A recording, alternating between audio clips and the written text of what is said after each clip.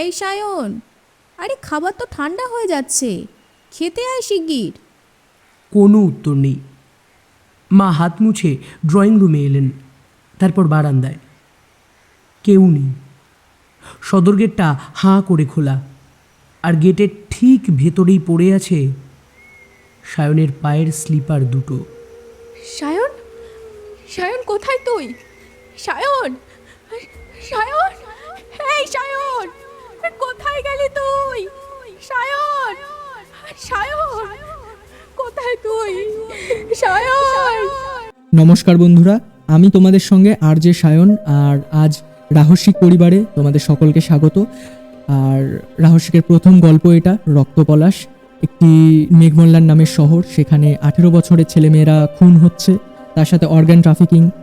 পুরোটাই একটা বেশ গোছানো একটা সুন্দর সিনেমা লেভেলের জিনিস তোমরা পাবে। তো অবশ্যই পুরো গল্পটা শোনো আর কমেন্ট করে জানাও কেমন লাগলো। অবশ্যই সাবস্ক্রাইব করতে ভুলবে না, কারণ রাহস্যিক তোমাদের আরও শুনতে হলে সাবস্ক্রাইব করাটা খুব প্রয়োজন। আর শুনতে থাকো, আমরা সঙ্গে আছি।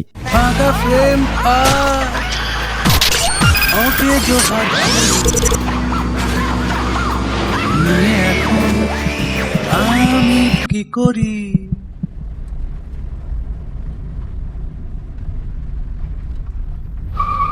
মেঘমল্লার শহরের আকাশটা আজ বড্ড নিচু হয়ে আছে। পাইন বনের মাথা ছুঁয়ে নামছে ঘন কুয়াশার চাদর। এই কুয়াশা শুধু দৃষ্টি ঝাপসা করে না, মনে হয় যেন শহরের কোনো পুরনো পাপকেও সযত্নে ঢেকে রাখতে যায়। পাহাড়ি আঁকাবাঁকা পথ বেয়ে একটা কালো সরকারি স্করপিও ওপরের দিকে উঠছে। জানলার কাঁচটা নামাতেই এক ঝলক হাড় হিম করা ঠান্ডা বাতাস এসে তানিয়ার মুখে লাগলো। তানিয়া বিরক্ত হয়ে কাঁচটা তুলে দিল। মুম্বাইয়ের সেই কোলাহল, বন্ধুদের আড্ডা আর মেরিন ড্রাইভ ছেড়ে এই জঙ্গল পাহাড়ে আসতে তার একদমই ইচ্ছে ছিল না, কিন্তু বাবা মানে নতুন আইপিএস অফিসার রাজেশ সেনের ট্রান্সফার অর্ডার বলে কথা, অগত্যা আসতেই হলো। জায়গাটা কিন্তু মন্দ নয় রে মা, দেখ কত সুন্দর ভিউ। রাজেশ মেয়ের মন ভালো করার চেষ্টা করলেন। তিনি ড্রাইভিং সিটের পাশে বসে আছেন, চোখে মুখে বেশ একটা স্বস্তির ভাব। তানিয়া কানে হেডফোন লাগাতে লাগাতে বলল, বাবা, এটাকে ভিউ বলে না, জঙ্গল বলে। আরে এখানে তো কোনো মানুষজনই নেই, বোরিং জায়গা একটা। উফ, মুম্বাইয়ে কত মজা করতাম, আর এখানে। রাজেশ হাসলেন। তিনি জানেন মেয়েটার মন খারাপ, কিন্তু তিনি মনে মনে বেশ খুশি। মুম্বাইয়ের সেই হাই প্রোফাইল ক্রাইম, গ্যাংস্টার আর রোজকার গোলাগুলি থেকে দূরে এই মেঘমল্লার শহরটা যেন স্বর্গের মতো শান্ত। ডিপার্টমেন্ট তাকে এখানে পাঠিয়েছে অনেকটা রেস্ট পোস্টিং হিসেবে। গত 10 বছরে এই শহরে বড় কোনো ক্রাইম হয়নি। ফাইলপত্রে এই শহর জিরো ক্রাইম জোন। থানিয়াকে নিয়ে এখানে বেশ নিরাপদেই থাকা যাবে। কটা দিন থাক মা, দেখবি ভালো লেগে যাবে। এখানকার হাওয়া খুব ফ্রেশ। হঠাৎ ড্রাইভার শম্ভুদা ব্রেক কষল। গাড়িটা একটা হেয়ার পিন বেন্ড নিতে গিয়ে দাঁড়িয়ে পড়ল। তানিয়া হুমড়ি খেয়ে পড়ল সামনের সিটে। কি হলো শম্ভু? স্যার সামনে দেখুন স্যার। শম্ভুদা আঙুল দিয়ে দেখালো যে রাস্তার মাঝখানে একটা মরা শিয়াল পড়ে আছে। দৃশ্যটা বড় অদ্ভুত। শিয়ালটার পেটটা চিরে কেউ যেন খুব নিখুঁতভাবে ভেতরে নাড়ি ভুঁড়ি সব বের করে নিয়েছে। কোনো রক্তক্ষরণ নেই, ধস্তাধস্তি নেই, যেন কেউ ওকে অজ্ঞান করে খুব ঠান্ডা মাথায় অপারেশন টেবিলে শুইয়ে কাজটা করেছে।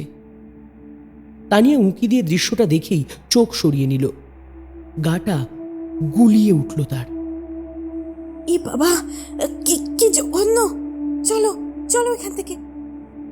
রাজেশ গাড়ি থেকে নামলেন না, কিন্তু তার অভিজ্ঞ চোখ একটু কুঁচকে গেল। 10 বছর ধরে যে শহরে কোনো অপরাধ নেই, সেখানে একটা পশুকে এভাবেই কে মারবে, তাও আবার এতটা নিখুঁতভাবে। শম্ভু, গাড়ি এগো।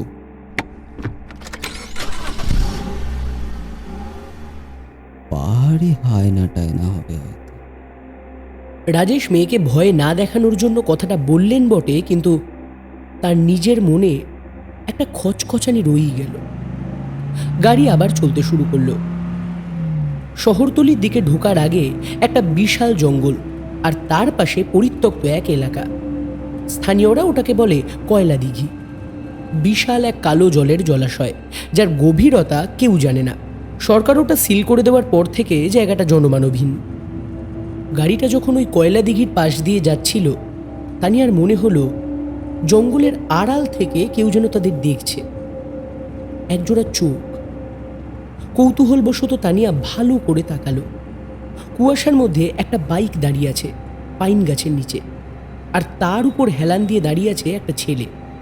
পরনে কালো জ্যাকেট, চুলগুলো বাতাসে উঠছে। তানিয়া চমকে উঠল। ছেলেটার দাঁড়ানোর ভঙ্গি, ওই তীক্ষ্ণ চাউনি তার বড্ড চেনা। মুম্বাইয়ের সেই ছোটবেলার বন্ধু জয়। কিন্তু জয় এখানে কি করবে? ও তো মুম্বাইতে থাকে। তানিয়া জানতো যে জয় আর তার মা মুম্বাই থেকে যাওয়ার পর অন্য কোনো বড় শহরে আছে। যদিও জয়ের বাবার কথা সে জানতো না, বা জয় কখনো বলেওনি তার বাবার কথা তানিয়াকে। ও কি জয়? তানিয়া বিড়বিড় করে উঠল। সে ঘাড় ঘুরিয়ে দেখার চেষ্টা করলো, কিন্তু গাড়িটা বাঁক নিতেই ছেলেটা চোখের আড়াল হয়ে গেল। তানিয়া নিজেকে বোঝালো, ধুর, আমারই মনের ভুল। এই ভুতুরে জায়গায় জয় কোত্থেকে আসবে? না না না, নিশ্চয়ই আমারই চোখের ভুল। উফ, বোরিং জায়গায় এসে হ্যালুসিনেশন হচ্ছে। কিন্তু তানিয়া জানতো না ওটা মনের ভুল ছিল না। জঙ্গলের অন্ধকারে দাঁড়িয়ে থাকা ছেলেটা সত্যিই জয়। সে তাকিয়েছিল তানিয়াদের চলে যাওয়া গাড়িটার দিকে। জয়ের হাতে একটা পুরনো নোকিয়ার ফোন। সে ডায়াল করলো একটা নম্বরে। ওপাশ থেকে ফোনটা ধরতেই জয় খুব নিচু গলায় প্রায় ফিসফিস করে বলল, হ্যালো, হ্যাঁ হ্যাঁ, নতুন এসপি সাহেব এসে গেছে, আর সঙ্গে তানিয়াও এসেছে। ফোনের ওপাশ থেকে কি উত্তর এলো শোনা গেল না। জয় ফোনটা কেটে দিল। তার দৃষ্টি গিয়ে পড়ল কয়লা দিঘির কালো জলের ওপর। 10 বছর আগের সেই অভিশপ্ত স্মৃতিগুলো যেন জলের নিচ থেকে বুদবুদ হয়ে উঠে আসছে। জয় জানে তানিয়া এই শহরে এসে খুব বড় ভুল করেছে। শান্ত শহরটা আর শান্ত নেই। শিকারি ফিরে এসেছে। বিকেল গড়িয়ে সন্ধ্যা নামছে। কুয়াশা আরও ঘন হচ্ছে মেঘমল্লারে। দূরের গির্জার ঘড়িতে ঢং ঢং করে 6টা বাজল। শব্দটা যেন সতর্ক বাণী। শান্তি শেষ, খেলা শুরু।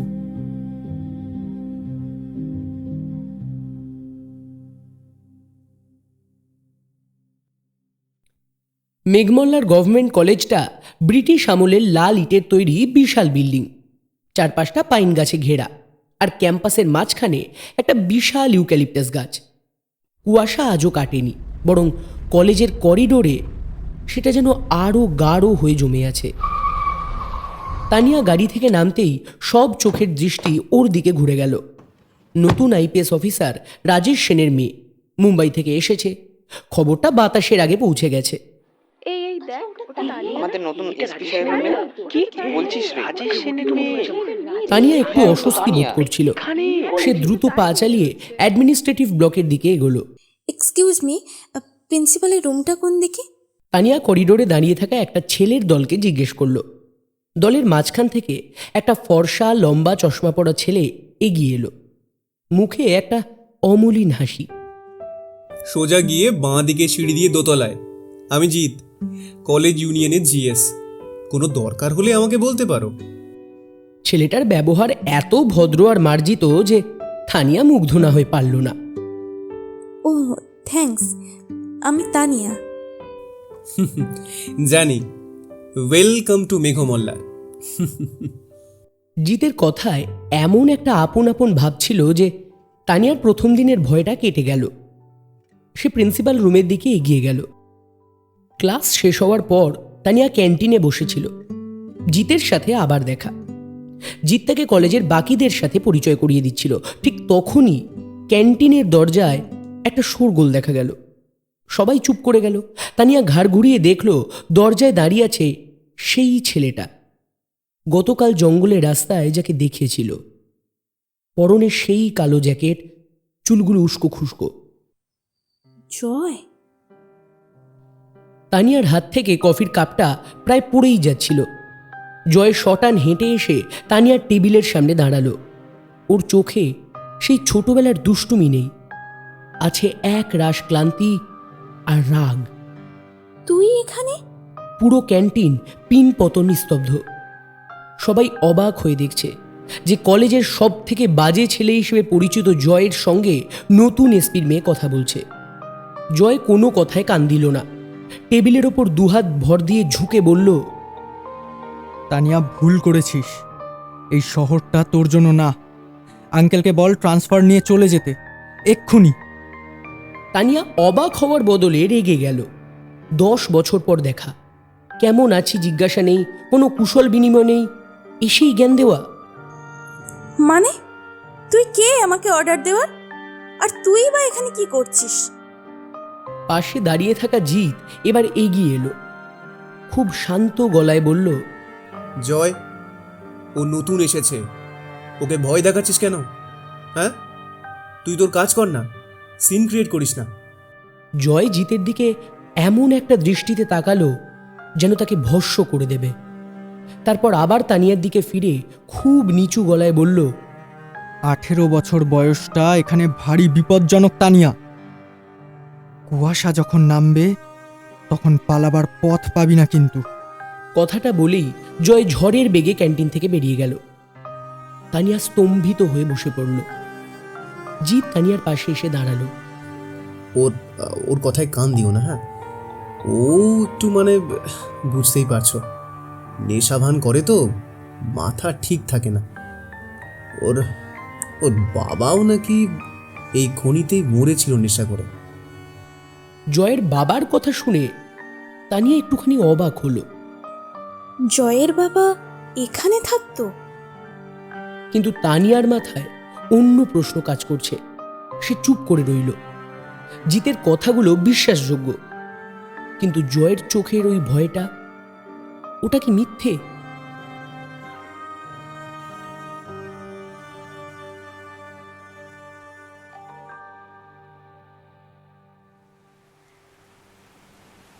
কলেজ ছুটির পর তানিয়া গেটে দাঁড়িয়েছিল।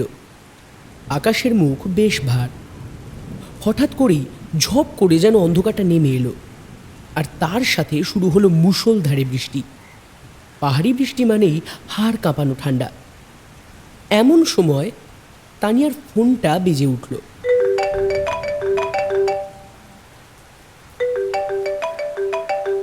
হ্যালো বাবা। হ্যাঁ মা তানিয়া, শম্ভুর একটু দেরি হবে মা, তুই গেটের ভেতরে সেটাই দাঁড়া, বৃষ্টিতে কিন্তু ভিজিস না। বাবার গলাটা কেমন যেন একটু অন্য রকম শোনাচ্ছে। কেন বাবা, কিছু হয়েছে? আরে না, থানায় একটা মিসিং ডায়েরি এসেছে। ওই তোমাদেরই কলেজের একটা মেয়ে, নাম রিমি। আজ কলেজ থেকে বাড়ি ফেরে, হয়তো বয়ফ্রেন্ডের সাথে কোথাও গেছে বা বন্ধুদের বাড়ি। এইসব নিয়ে একটু ঝামেলা আছি আর কি। তুই কিন্তু সাবধানে থাক, শম্ভু না এলে কিন্তু বেরোবি না। ফোনটা রেখে দিল তানিয়া। রিমি নামটা আজই ক্লাসে শুনেছে, অন্য সেকশনের মেয়ে। তানিয়া খুব একটা পাত্তা দিল না। কলেজে প্রেম ঘটিত ব্যাপারে বাড়ি না ফেরা নতুন কিছু নয়। কিন্তু তানিয়া খেয়াল করল না বাইরের আবহাওয়াটা কেমন গুমোট হয়ে গেছে। বৃষ্টি যেন কলেজের গেটটাকে ধুয়ে দিচ্ছে। তানিয়া বৃষ্টির ছাট থেকে বাঁচতে দেওয়াল ঘেঁষে দাঁড়ালো। ঠিক তখনই তার চোখ গেল রাস্তার ওপারে। একটা ল্যাম্পপোস্টের নিচে কেউ একজন দাঁড়িয়ে আছে। রেনকোট পরা নেই, শুধু একটা কালো জ্যাকেট। বৃষ্টিতে তার শরীর ভিজে একসা হয়ে যাচ্ছে, কিন্তু সে নড়ছে না। তানিয়া ভালো করে তাকালো। জয়। জয় ঠায় দাঁড়িয়ে আছে বৃষ্টির মধ্যে, তার চোখ কলেজের গেটের দিকে। সে তানিয়ার কাছে আসছে না, কিন্তু তানিয়াকে চোখের আড়ালও করছে না, যেন সে নিশ্চিত হতে চায় যে তানিয়া নিরাপদে গাড়িতে উঠেছে। কিছুক্ষণ পর শম্ভুদা গাড়ি নিয়ে এলো। তানিয়া গাড়িতে ওঠার আগে শেষবার তাকালো। জয় তখনও দাঁড়িয়ে। গাড়িটা স্টার্ট দিতেই তানিয়া দেখলো জয় পকেট থেকে একটা সিগারেট বের করে ধরালো। আগুনের শিখাটা বৃষ্টিতেও নিভল না, ঠিক যেন জয়ের জেদের মতো। মেঘমল্লারে আজ রাতে এই বৃষ্টি থামবে না, আর কেউ জানবে না যে 18 বছরের রিমি আজ আর বাড়ি ফিরবে না।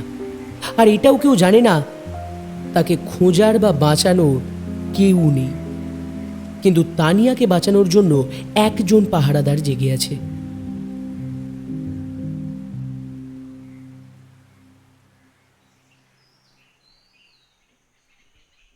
আজ সকাল থেকেই আকাশটা গুমোট হয়ে রয়েছে, রোদ ওঠেনি, কুয়াশাও কাটেনি। শহরের মানুষজন ফিসফাস করছে।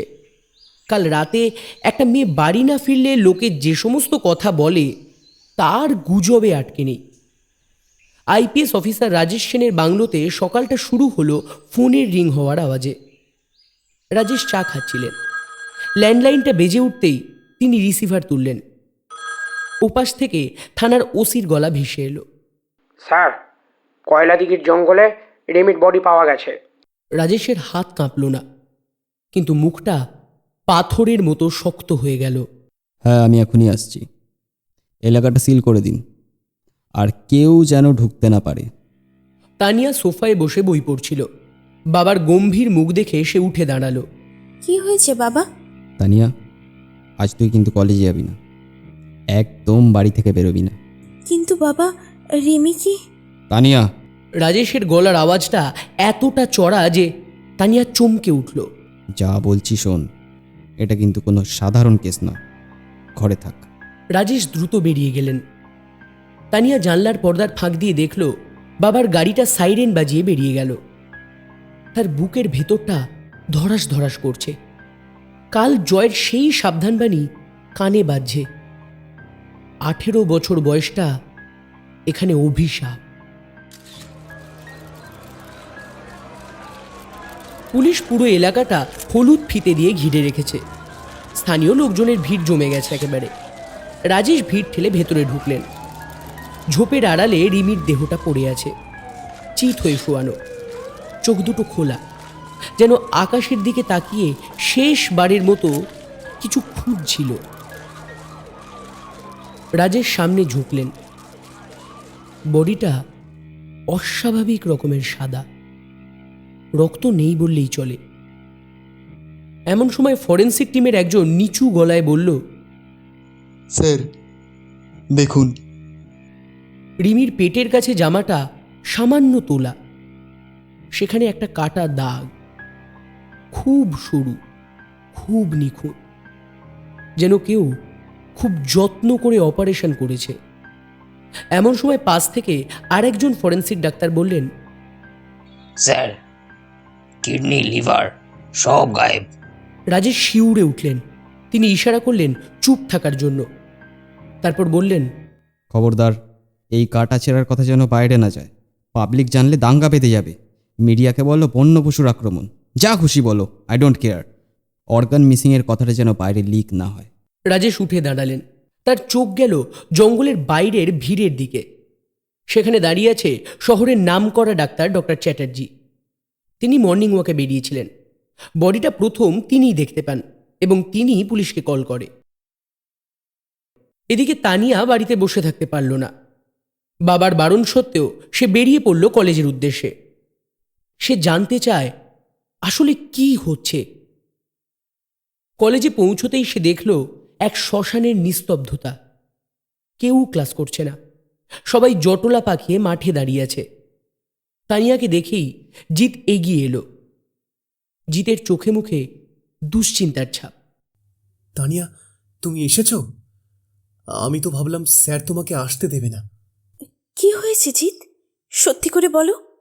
জিৎ এদিক ওদিক তাকালো, তারপর নিচু গলায় বলল, রিমির বডি পাওয়া গেছে কয়লাদিঘির জঙ্গলে। পুলিশ বলছে হয়তো কোনো পশুর কাজ, কিন্তু কিন্তু কি? তানিয়া, পশু মারলে জামা কাপড় ছিঁড়ে যেত, রক্ত থাকতো।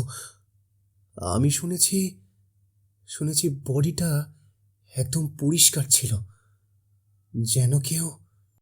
জিৎ কথা শেষ করল না, কিন্তু তানিয়ার মনে পড়ে গেল গতকালের সেই মরা শিয়ালটার কথা। তার মানে মানুষের ওপরও একই এক্সপেরিমেন্ট চলছে। হঠাৎ তানিয়ার চোখ গেল কলেজের গেটের দিকে। গেটের বাইরে রাস্তার উল্টো ফুটে একটা ছেলে দাঁড়িয়ে আছে, কালো জ্যাকেট, বাইকের ওপর বসে। জয় জয় এক দৃষ্টে তাকিয়ে আছে তানিয়ার দিকে। ওর দৃষ্টিতে কোনো মায়া নেই, আছে এক কঠিন সতর্কতা। সে তানিয়াকে দেখছে নাকি পাহারা দিচ্ছে? তানিয়া জিতের পাশ কাটিয়ে গেটের দিকে এগোলো। জয়!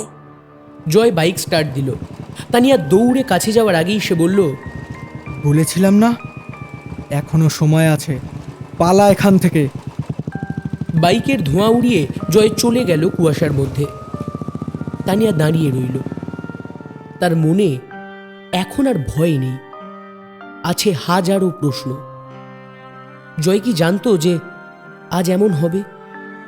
যদি জানতো তবে সে পুলিশকে কেন বলেনি? নাকি জয় নিজেই এর সাথে জড়িত?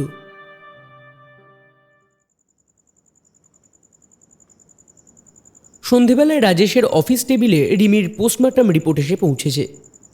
রাজেশ কপালে হাত দিয়ে বসে আছেন। রিপোর্টের পাতায় লেখা, মৃত্যুর কারণ শরীরে প্রবেশ করানো কোনো অজানা নিউরোটক্সিন।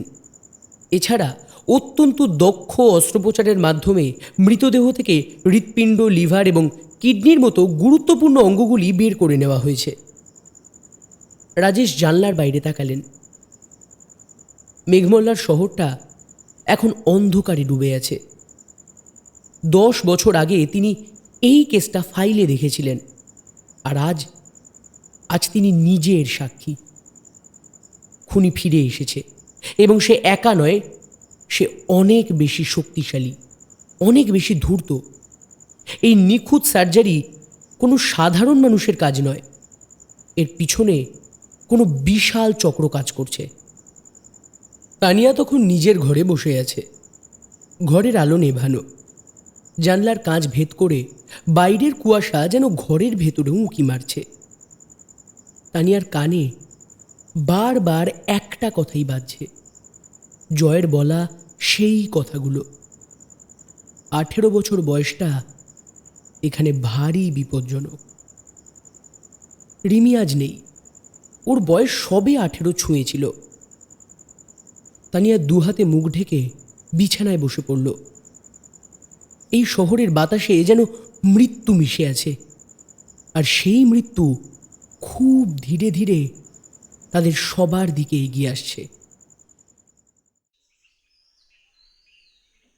মেঘমল্লারে আজ সকাল থেকেই চেনা রূপটা আর নেই।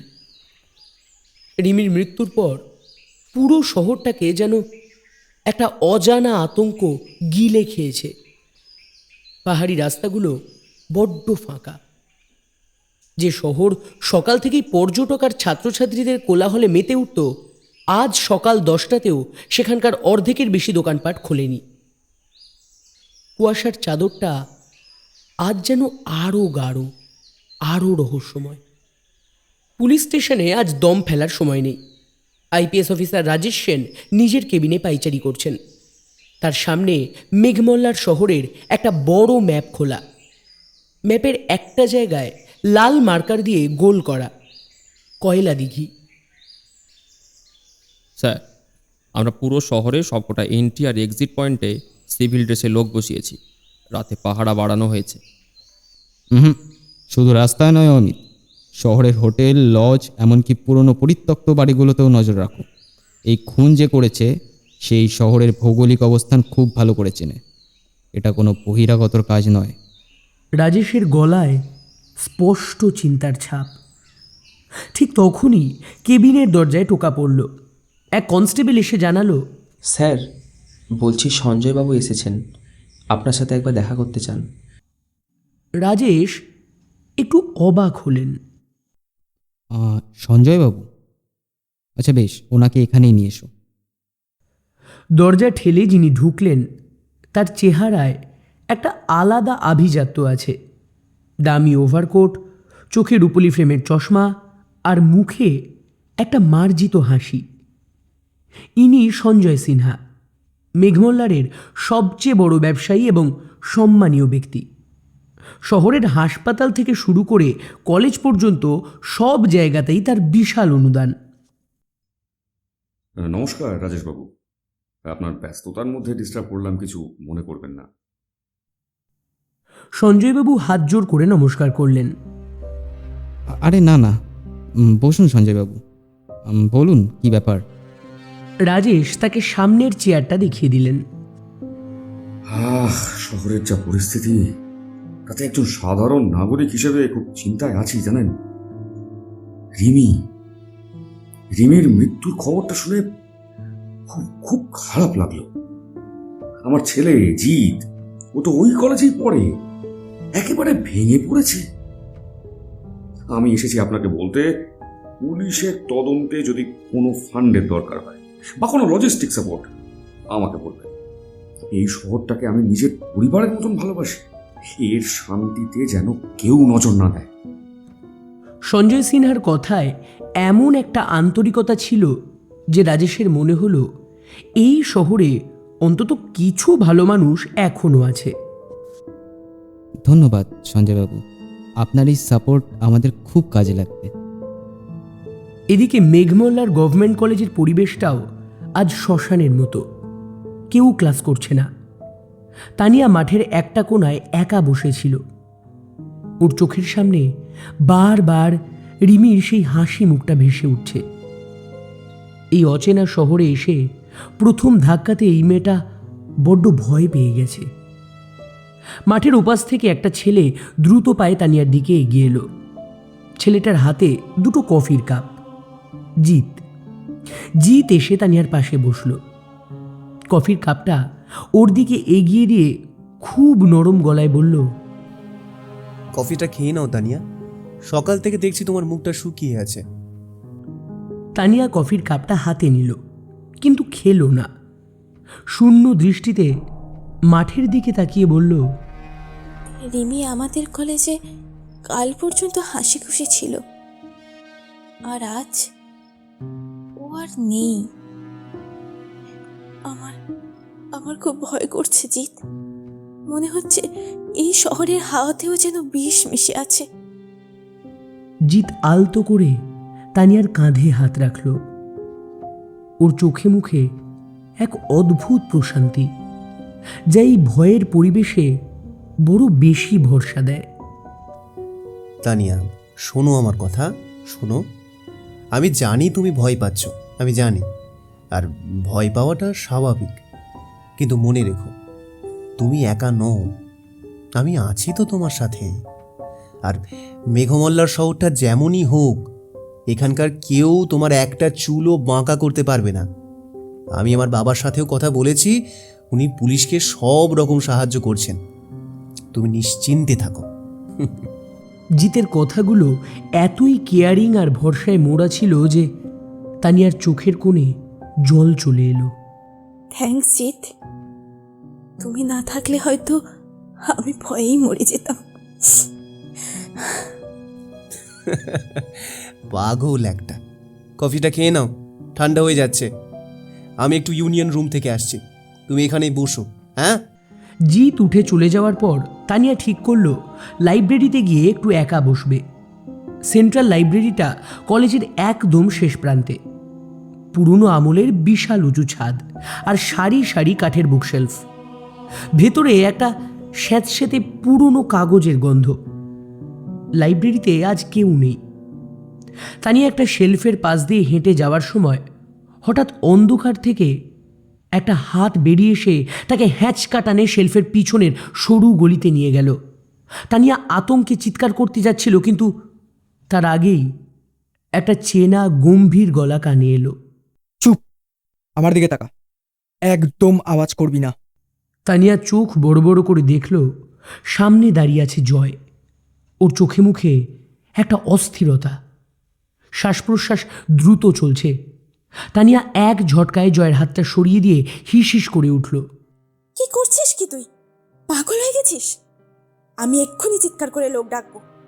জয় তানিয়ার খুব কাছাকাছি সরে এলো। লাইব্রেরির আবছা আলোয় জয়ের চোখ দুটো জল জল করছে। লোক ডাকবি? ডাক, কিন্তু তার আগে আমার কথার উত্তর দে। কাল রিমি মারা গেল, আমি তোকে বলেছিলাম না এখান থেকে চলে যেতে? তুই কথা শুনিসনি কেন? জয় এক মুহূর্ত চুপ করে রইল। ওর চোয়াল শক্ত হয়ে উঠেছে। তানিয়া চিল্লিয়ে বলল, তুই কে বলার? আমি শহরে থাকবো কি থাকবো না সেটা আমি আর আমার বাবা দেখব। জয় চুপ করে রইল, তারপর বলল, কিন্তু একটা কথা জেনে রাখ, এই শহরে কাউকে সহজে বিশ্বাস করিস না। কতদিন চিনি সেখানকার মানুষদের। আরে যাদের তুই আপন ভাবছিস, যাদেরকে দেখে খুব ভালো মানুষ বলে মনে হচ্ছে, তারা কেউ আসল নয়। আরে এই শহরে শয়তান কোনো ভয়ঙ্কর রূপ নিয়ে ঘোরে না। শয়তান এখানে খুব ভালো মানুষের মুখোশ পরে ঘোরে। আর তুই সেই শয়তান, সেই মুখোশধারীদের চিনতে পারছিস না। তোর প্রবলেমটা কি জয়? তুই নিজে তো সারাদিন নেশা করে মারপিট করে বেড়াস, আর আমাকে এসে জ্ঞান দিচ্ছিস যে শহরে সবাই খারাপ। তুই নিজে একটা খুনিদের মতো আচরণ করছিস আর আমাকে সাবধানে থাকতে বলছিস। তুই নিজে কাল জঙ্গলে কি করছিলিস সেটা আগে বল। আমি অনেকের মুখেই শুনেছি তুই পুলিশের আগে থেকেই নাকি সেখানে উপস্থিত ছিলিস। জয় এক পা পিছিয়ে গেল। ওর চোখে একটা অদ্ভুত যন্ত্রণার ছায়া খেলে গেল। খুনি? বেশ, তাহলে তাই, ঠিক আছে, আমাকে খুনি ভাব, কিন্তু একটা কথা মনে রাখিস তানিয়া, এই শহরটা একটা কবরস্থান। তোর ওই আইজি বাবাও তোকে বাঁচাতে পারবে না। তুই যদি মুখোশধারীদের চিনতে ভুল করিস, তাহলে তোকে রক্ষা করা সম্ভব নয়। এটা মাথায় ঢুকিয়ে রাখিস। কথাগুলো বলে জয় আর এক মুহূর্তও দাঁড়ালো না। লাইব্রেরির পিছনের দরজা দিয়ে অন্ধকারে মিলিয়ে গেল।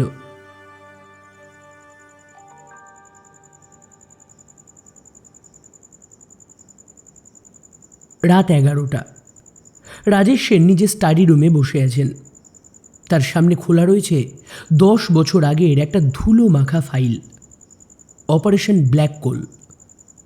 ফাইলটা ঘাঁটতে ঘাঁটতে তার চোখ আটকে গেল একটা পুরনো রিপোর্টে। 10 বছর আগে যে নিখোঁজ ডায়েরিগুলো হয়েছিল, তার সাথে রিমির মৃত্যুর কোনো মিল আছে কি? তিনি সবেমাত্র ফাইলটার একটা পাতায় আন্ডারলাইন করতে যাবেন, হঠাৎ তার টেবিলের উপর রাখা ফোনটা বেজে উঠল। অমিতের ফোন। হ্যালো, ও অমিত, এত রাতে কি ব্যাপার? স্যার, শহরে আবারও একটা মেয়ে নিখোঁজ। সন্ধ্যাবেলা টিউশন থেকে সে আর বাড়ি ফেরেনি। রাজেশের হাতের কলমটা খসে পড়ল টেবিলের ওপর। মাত্র 24 ঘন্টার মধ্যে দ্বিতীয় নিখোঁজ। মেঘমল্লারের বাতাস আজ রাতে আরও ভারী হয়ে উঠল। শিকারী তার খেলা পুরো দমে শুরু করে দিয়েছে।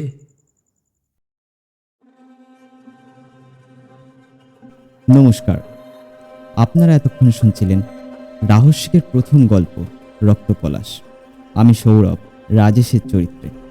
আর আমাকে শুনতে আপনাদের কেমন লাগছে অবশ্যই নিচে কমেন্ট করে জানাবেন। আচ্ছা, তানিয়া কি সেফ? আর জয়কে দেখে কি আপনাদের কোনো সন্দেহ হচ্ছে? আর রাজেশ কি পারবে আসল খুনিকে ধরতে? এসব জানতে হলে আপনাদেরকে শুনতে হবে রক্তপলাশ। সঙ্গে থাকুন। মেঘমল্লার শহরের বুকে এখন আর কুয়াশা নেই। তার জায়গা নিয়েছে এক টানা বিষণ্ণ পাহাড়ি বৃষ্টি। 24 ঘন্টার মধ্যে দ্বিতীয় নিখোঁজের খবরটা দাবানলের মতো ছড়িয়ে পড়েছে পুরো শহরে। রাতের বেলা টিউশন থেকে ফেরার পথে গায়েব হয়ে গেছে মেয়েটা। নাম প্রিয়াঙ্কা। রিমির মতোই মেঘমল্লার গভর্নমেন্ট কলেজের ছাত্রী, তবে আর্টস ডিপার্টমেন্টের। সকাল 7টা। মেঘমল্লার সদর হাসপাতালের মর্গ। ঘরের ভেতরের তাপমাত্রা বাইরের চেয়েও হাড় কাঁপানো। বাতাসে ফরম্যালিনের একটা কড়া বমি আসা গন্ধ। সাদা টিউবলাইটের আলোয় স্টিলের টেবিলের ওপর শুয়ে রাখা হয়েছে প্রিয়াঙ্কার নিথর দেহটা। আজ ভোর রাতেই কয়লা দিঘির জঙ্গলের অপর প্রান্তে একটা পরিত্যক্ত ব্রিজের নিচ থেকে বডিটা উদ্ধার করেছে police. IPS officer Rajesh Sen মর্গের দরজায় দাঁড়িয়ে আছেন। তার চোখে মুখে রাত জাগার ক্লান্তি, কিন্তু দৃষ্টি তীক্ষ্ণ। তার পাশে দাঁড়িয়ে আছেন ফরেন্সিক এক্সপার্ট এবং শহরের নামকরা doctor doctor Chatterjee. Same pattern mister Sen. Doctor Chatterjee gloves পরা হাত দিয়ে প্রিয়াঙ্কার পেটের কাছে সেলাইটা দেখালেন। অত্যন্ত নিখুঁত সার্জিক্যাল ইনসিশন। এবারও কিডনি আর লিভার দুটোই মিসিং। মেয়েটার শরীরে কোনো ধস্তাধস্তি দাগও নেই। রাজেশ ভ্রুকুচকে বডির দিকে তাকালেন। অর্গান বের করার কথা তো বুঝলাম ডাক্তারবাবু, কিন্তু মেয়েটাকে মারা হলো কী করে? আই মিন, শ্বাসক, কোনো আঘাত, নাকি কোনো বিষ? ডক্টর চ্যাটার্জি একটা দীর্ঘশ্বাস ফেললেন। তার চোখে চরম বিস্ময়। এটাই তো সবচেয়ে বড় আশ্চর্যের বিষয় রাজেশবাবু। মেডিকেল সায়েন্স বলছে এই মেয়েটার শরীরে কোনো বিষ নেই, শ্বাসরোধ করার কোনো দাগও নেই, ড্রাউনিং বা জলে ডোবার লক্ষণটাও নেই, কোনো ইঞ্জেকশনের মার্ক পর্যন্ত নেই। মনে হচ্ছে যেন হঠাৎ করে কোনো অজানা জাদুতে ওর হার্টবিট থেমে গেছে। কজ অফ ডেথ একদম আননোন। মৃত্যুর কারণটা আমার কাছে পুরোপুরি একটা রহস্য। আর মৃত্যুর ঠিক পরেই খুব ঠান্ডা মাথায় অপারেশন করে অর্গ্যানগুলো বের করে নেওয়া হয়েছে। রাজেশের চোয়াল শক্ত হয়ে গেল। তিনি দাঁতে দাঁত চেপে বললেন, কোনো সাধারণ ক্রিমিনাল বা কসাইয়ের পক্ষে এতটা নিখুঁত অপারেশন করা সম্ভবই নয়। আর এই যে মৃত্যুর কারণ লুকিয়ে ফেলার টেকনিক, এটা এমন কারো কাজ যে মানবদেহ নিয়ে রীতিমতো খেলা করতে পারে। বৃষ্টির দাপট আরও বেড়েছে। রাজেশের কেবিনে একটা বড় হোয়াইট বোর্ড রাখা হয়েছে। বোর্ডের একদিকে রিমির ছবি, অন্যদিকে প্রিয়াঙ্কার ছবি। দুজনের ছবির নিচেই লাল কালি দিয়ে লেখা অর্গ্যান মিসিং, মৃত্যুর কারণ অজানা। সাব ইন্সপেক্টর অমিত একগাদা পুরনো ধুলোমাখা ফাইল নিয়ে ঘরে ঢুকলেন। পুরনো কাগজের সোঁদা গন্ধে ঘরটা ভরে গেল। স্যার, আপনি 10 বছর আগের অপারেশন ব্ল্যাক হোলের যে ফাইলগুলো বের করতে বলেছিলেন সেগুলো সব নিয়ে এসেছি। রাজেশ নিজের চেয়ার ছেড়ে হোয়াইট বোর্ডের সামনে গিয়ে দাঁড়ালেন। বোর্ডটার দিকে তাকাও। আমি কিছু মিল পাচ্ছ? অমিত কিছুক্ষণ বোর্ডের দিকে তাকিয়ে থেকে বললেন, হ্যাঁ স্যার, দুজনে একই কলেজের ছাত্রী, আর দুজনের বডি থেকেই অর্গান গায়েব। শুধু তাই নয়। রাজেশ টেবিল থেকে একটা পুরনো হলুদ হয়ে যাওয়া ফাইল তুলে নিলেন। এই ফাইলটা দেখো। 10 বছর আগে এই মেঘ মল্লারে পর পর 9 জন নিখোঁজ হয়েছিল। তারপর তাদের বডি পাওয়া যায় ওই কয়লা দিঘির জঙ্গলে। এই পুরনো ছবিগুলোর সাথে বর্তমানে রিমির আর প্রিয়াঙ্কার ছবিগুলো মেলাও। অমিত পুরনো সাদা কালো ছবিগুলোর দিকে তাকালেন। তারপর হঠাৎ তার চোখ বড় বড় হয়ে গেল। স্যার, এদের সবার বয়স তো 18 বছর। এক্স্যাক্টলি।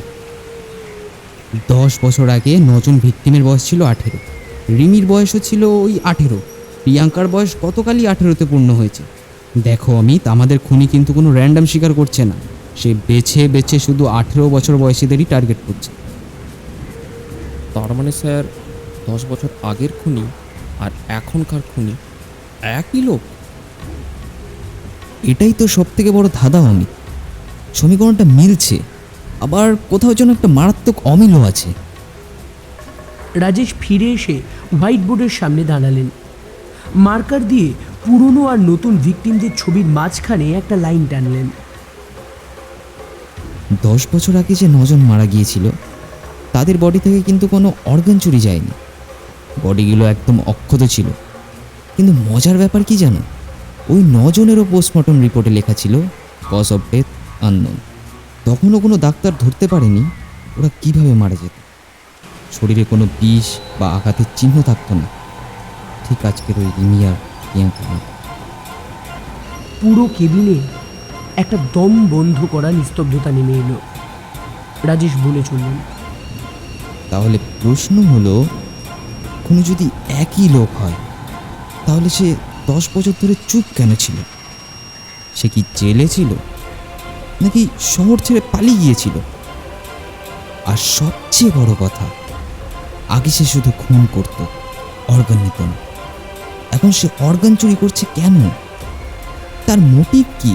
হঠাৎ বদলে গেল কেন? নাকি এই খুনি সম্পূর্ণ নতুন কেউ, যে পুরনো খুনের ওই অজানা মৃত্যুর প্যাটার্নটাকে কপি করছে, হয়তো শুধুমাত্র পুলিশকে বিভ্রান্ত করার জন্য? স্যার, আমরা তো রীতিমতো তাহলে অন্ধকারে হাত রাখছি। এরপরে কে টার্গেট হবে আমরা তো কিছুই জানি না। অমিত, এই মেঘ মল্লার কলেজের 18 বছর বয়সী সমস্ত ছাত্রছাত্রীর একটা লিস্ট ইমিডিয়েটলি আমার টেবিলে চাই। আর এই মৃত্যু মিছিল আমাদের যে করে হোক থামাতে হবে।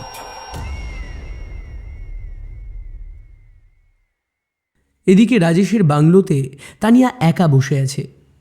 আজ কলেজ বন্ধ।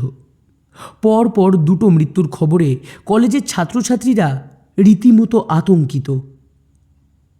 তানিয়া টিভির নিউজ চ্যানেলগুলো ঘোরাচ্ছে, কিন্তু সব জায়গায় শুধুই একই খবর, মেঘমল্লারে আবারও নিখোঁজ ছাত্রী।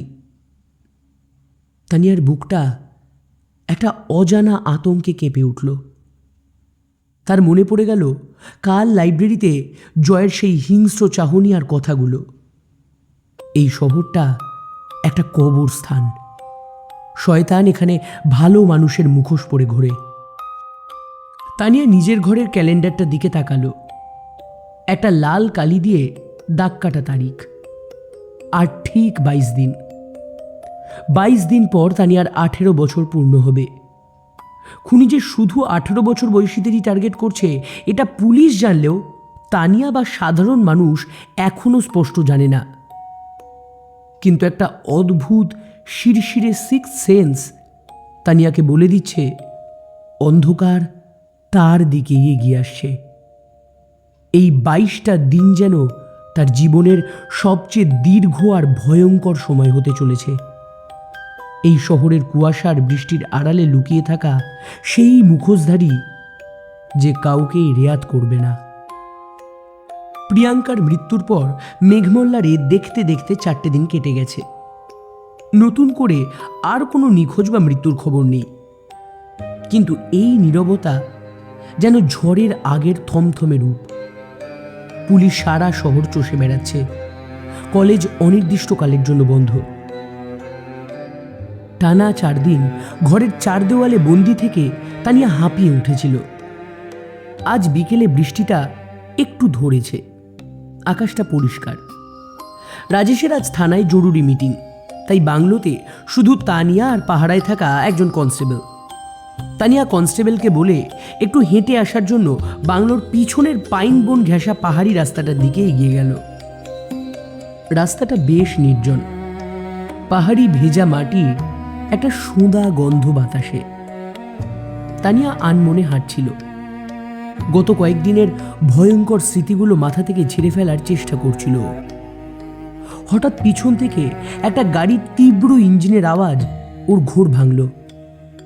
তানিয়া ঘাড় ঘুরিয়ে দেখল একটা কালো রঙের জিপ কোনো হেডলাইট না জ্বালিয়ে প্রচণ্ড স্পিডে পাহাড়ি বাঁকটা ঘুরে ওর দিকেই ধেয়ে আসছে। রাস্তাটা সরু আর একপাশে খাদ। জিপটার গতি কমার কোনো লক্ষণ নেই, যেন ওটা তানিয়াকে পিষে ফেলার জন্যই আসছে।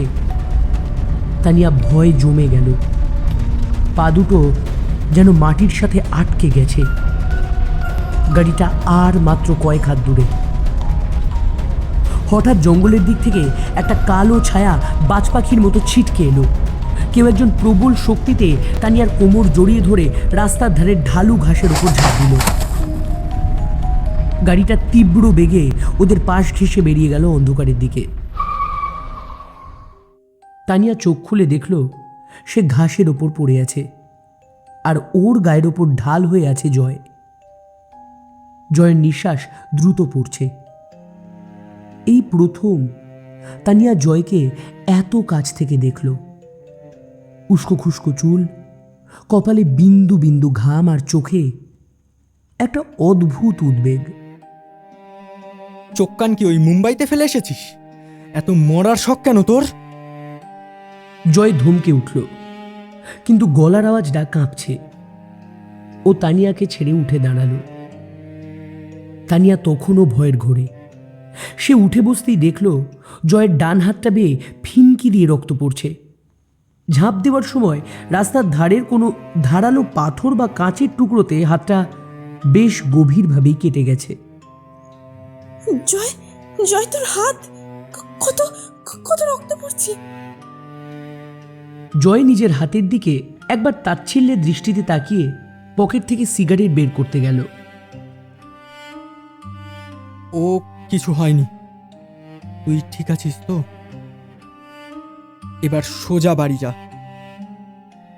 কিন্তু তানিয়া আজ আর জয়ের ধমকে ভয় পেল না। সে দ্রুত নিজের ব্যাগ থেকে একটা পরিষ্কার স্কার্ফ বের করল। তারপর এগিয়ে গিয়ে জয়ের রক্তাক্ত হাতটা নিজের দুহাতের মুঠোয় ধরল। জয় এক মুহূর্তের জন্য চমকে উঠল, হাতটা ছাড়িয়ে নেওয়ার চেষ্টা করল।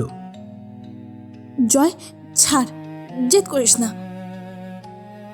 তানিয়া খুব যত্ন করে জয়ের হাতের ক্ষতস্থানটা স্কার্ফ দিয়ে বেঁধে দিল। রক্তে স্কার্ফটা লাল হয়ে যাচ্ছে। এই নির্জন পাহাড়ি রাস্তায় পড়ন্ত বিকেলের আলোয় দুজনের মধ্যে একটা অদ্ভুত নিস্তব্ধতা নেমে এলো। জয়ের এই রুক্ষ নেশাখোর চেহারা আড়ালে যে একটা ভীষণ কেয়ারিং আর প্রোটেক্টিভ মানুষ লুকিয়ে আছে, তানিয়া সেটা আজ খুব স্পষ্টভাবে অনুভব করল। থ্যাঙ্কস জয়, তুই বারবার আমাকে তাড়িয়ে দিতে চাস ঠিকই, কিন্তু বিপদের সময় তুই সবার আগে আসিস। তুই আসলে যতটা খারাপ দেখাস ততটা খারাপ তুই নোস। আমাকে বোঝার চেষ্টা করিস না তানিয়া, আমি খুব খারাপ লোক। আমি শুধু একটা জিনিস চাই, তুই শুধু এই শহর থেকে বেঁচে ফিরে যা। কথাটা বলে জয় আর এক মুহূর্তও দাঁড়ালো না। উল্টো দিকে রাস্তা ধরে দ্রুত হেঁটে মিলিয়ে গেল। তানিয়া নিজের রক্তমাখা হাতটার দিকে তাকিয়ে রইল। আজ ওর মনে হলো এই মেঘমল্লারে পুলিশ বা জিতের চেয়েও জয়ের কাছে সে সবচেয়ে বেশি নিরাপদ। জয়ের উপর একটা অদ্ভুত বিশ্বাস আর সফট কর্নার তৈরি হয়ে গেল। কিন্তু তানিয়া জানতো না এই বিশ্বাসটা আর মাত্র কয়েক ঘন্টার অতিথি। রাত 9টা, মেঘমল্লার থানা। 4 দিনের নীরবতা ভেঙে খুনি আবার তার চাল চেলেছে। থানার ল্যান্ডলাইনটা বেজে উঠল। ওপার থেকে এক ভদ্রলোকের আর্তনাদ।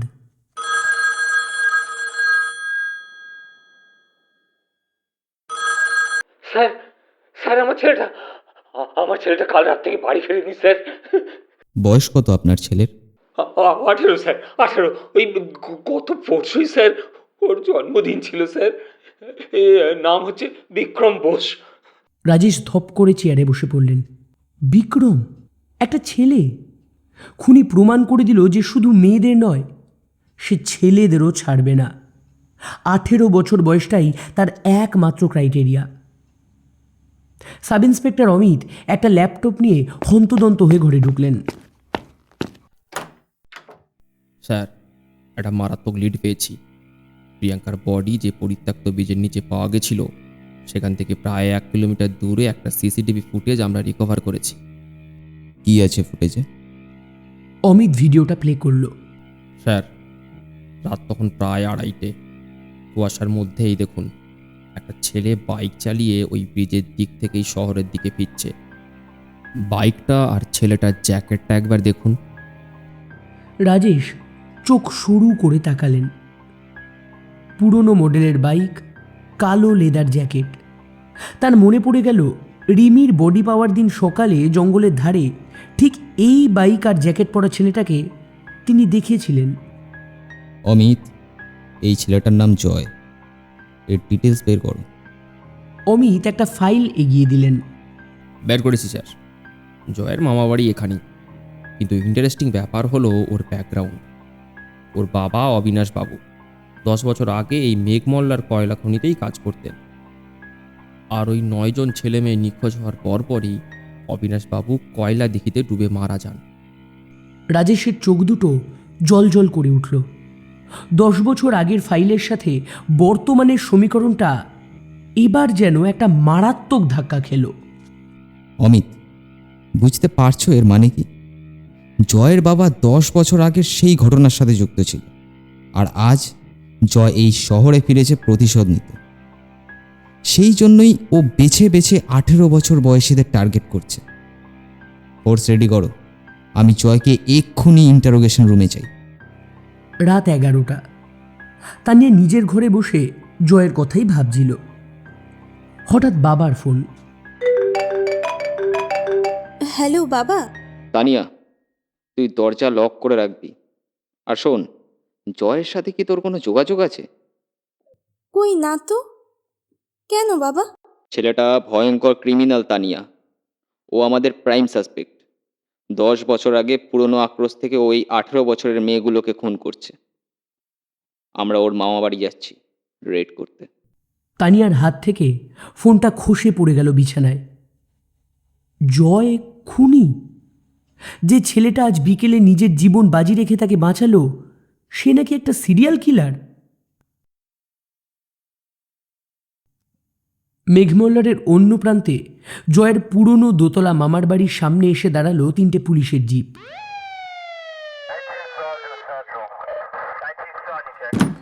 দরজা ভেঙে পুলিশ ভেতরে ঢুকলো, কিন্তু জয় সেখানে নেই। বিছানায় পড়ে আছে শুধু একটা কালো রঙের লেদার জ্যাকেট, আর তার পকেটে একটা সিরিঞ্জ। শহরের কালো মেঘ এবার জয়ের মাথার উপর এসে পুরোপুরি ঘনীভূত হলো।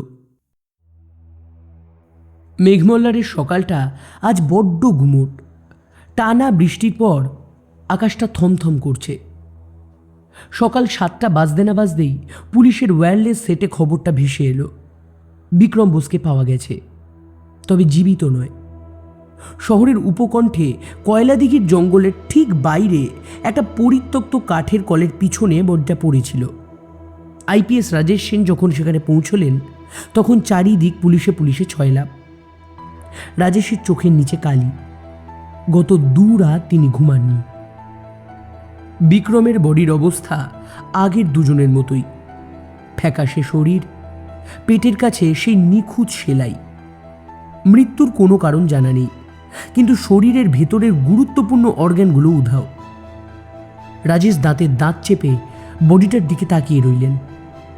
খুনি রীতিমতো পুলিশকে চ্যালেঞ্জ ছুঁড়ে দিয়ে এই কাজটা করেছে। সকাল 9টা।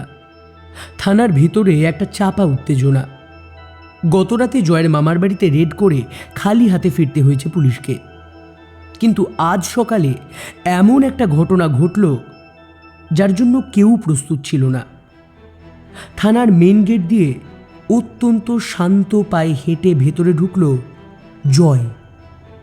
পরনে একটা কালো টি শার্ট, ডান হাতে রক্তমাখা একটা স্কার্ফ জড়ানো। ডিউটি অফিসারকে গিয়ে খুব ঠান্ডা গলায় বলল, আইপিএস স্যাম, আমাকে খুঁজছেন তো? বলুন, আমি এসেছি।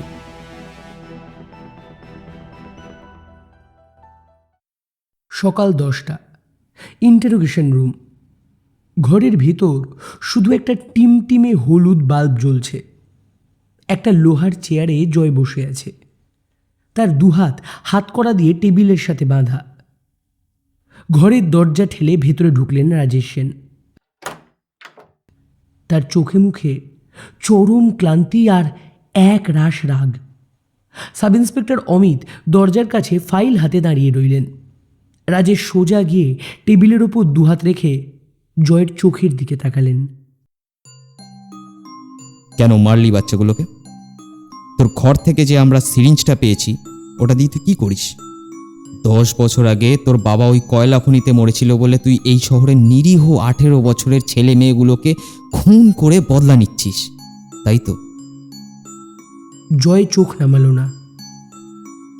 আমার লড়াই ওই 18 বছরের নিরীহ বাচ্চাদের সাথে নয় স্যার।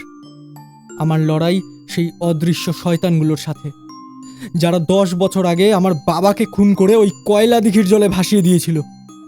আর তারপর সেটাকে একটা আত্মহত্যা বলে চালিয়েছিল। আমি এই শহরে ফিরেছি ওই খুনিগুলোকে খুঁজতে, আর বিশ্বাস করুন আমি ওদের নিজের হাতে শেষ করব। তাহলে ওই সিরিঞ্জটা তোর ঘরে কি করছিল? ওটা আমি গতকাল বিকেলে কয়লাদিঘির জঙ্গলের কাছ থেকে কুড়িয়ে পেয়েছি স্যার। খুনি খুব ধূর্ত। ও বডিগুলো যেখানে ফেলছে তার আশেপাশেই হয়তো ওগুলো ড্রপ করে গেছে। আমি খুঁজছিলাম আর আর ওটা আমার হাতে আসে। রাজেশ কিছু একটা বলতে যাচ্ছিলেন, ঠিক তখনই ইন্টারোগেশন রুমের বাইরে প্রচণ্ড একটা শোরগোল শোনা গেল। আমাকে ছাড়ুন, আমার বাবার কাছে যেতে দিন। দরজাটা ঝড়ের বেগে খুলে গেল। ডিউটি গার্ডদের বাধা সরিয়ে ভেতরে ঢুকলো তানিয়া। মেয়েটার চোখে মুখে চরম উৎকণ্ঠা। তানিয়া, তুই এখানে কি করছিস? এটা থানা। রাজেশ ধমকে উঠলেন, কিন্তু তানিয়া সেদিকে কান না দিয়ে সোজা টেবিলের কাছে এগিয়ে গেল।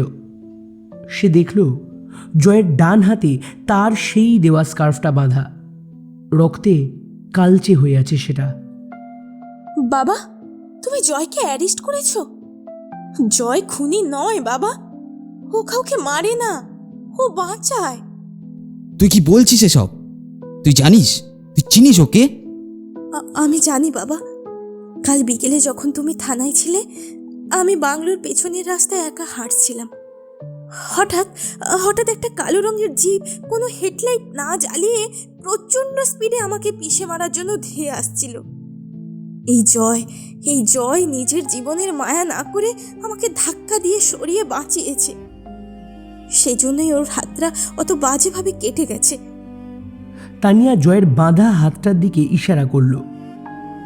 যে ছেলেটা নিজের রক্ত ঝরিয়ে আমাকে বাঁচালো, সে কেন শহরের অন্য ছেলে মেয়েদের খুন করবে? রাজেশ স্তব্ধ হয়ে গেলেন। তার তীক্ষ্ণ পুলিশি মগজ দ্রুত অঙ্ক কষতে শুরু করলো। খুনি তানিয়াকে টার্গেট করেছিল, আর জয় তাকে বাঁচিয়েছে। তিনি অমিতকে ইশারা করলেন তানিয়াকে বাইরে নিয়ে যেতে। তানিয়া যেতে চাইছিল না, কিন্তু জয় তাকে নিচু গলায় বলল, তানিয়া প্লিজ যা, আঙ্কেলকে তার কাজটা করতে দে।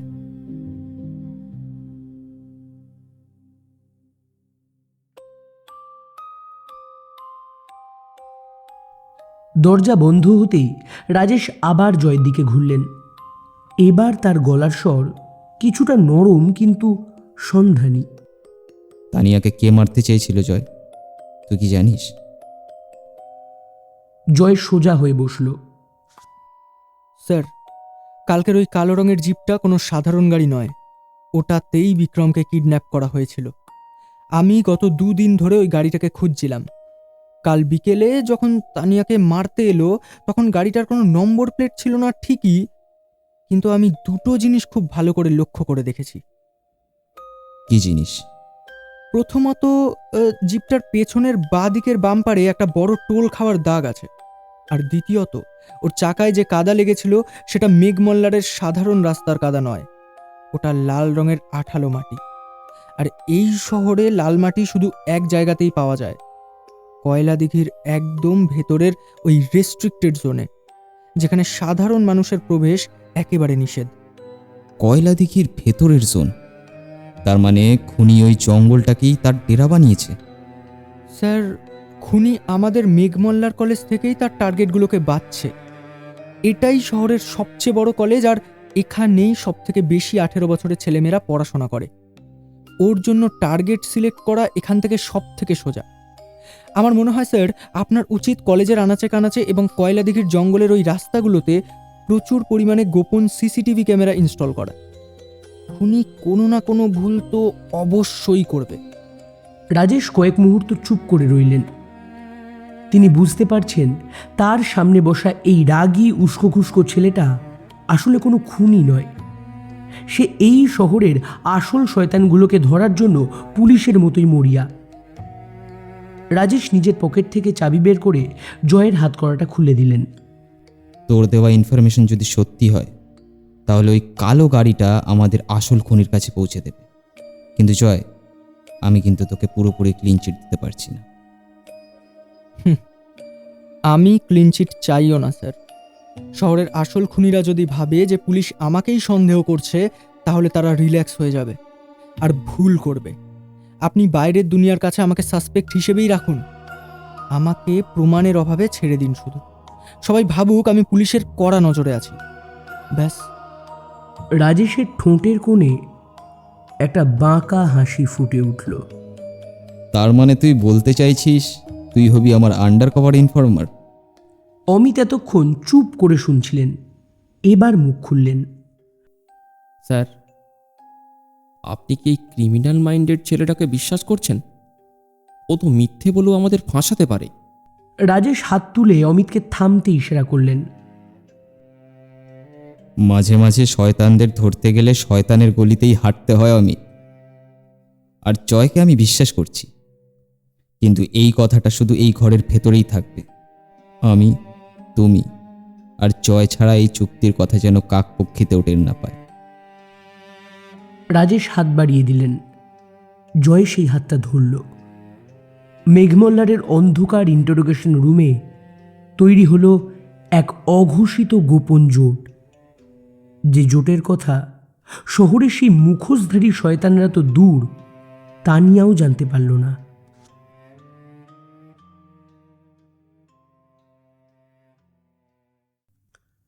মেঘমল্লার শহরের বুকে এখন এক চাপা স্তব্ধতা।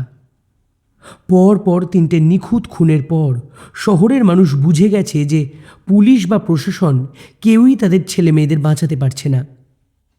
মেঘমল্লার থানার ভেতরেও আজ একটা গুমোট ভাব। সকাল 10টা। আইপিএস রাজেশ সেন নিজের কেবিনে বসে একটা ম্যাপ দেখছেন। ম্যাপে মেঘমল্লার কলেজ আর কয়লা দিঘির জঙ্গলকে লাল কালি দিয়ে মার্ক করা। ঠিক তখনই কেবিনের দরজা ঠেলে ভেতরে ঢুকলেন সঞ্জয় সিনহা।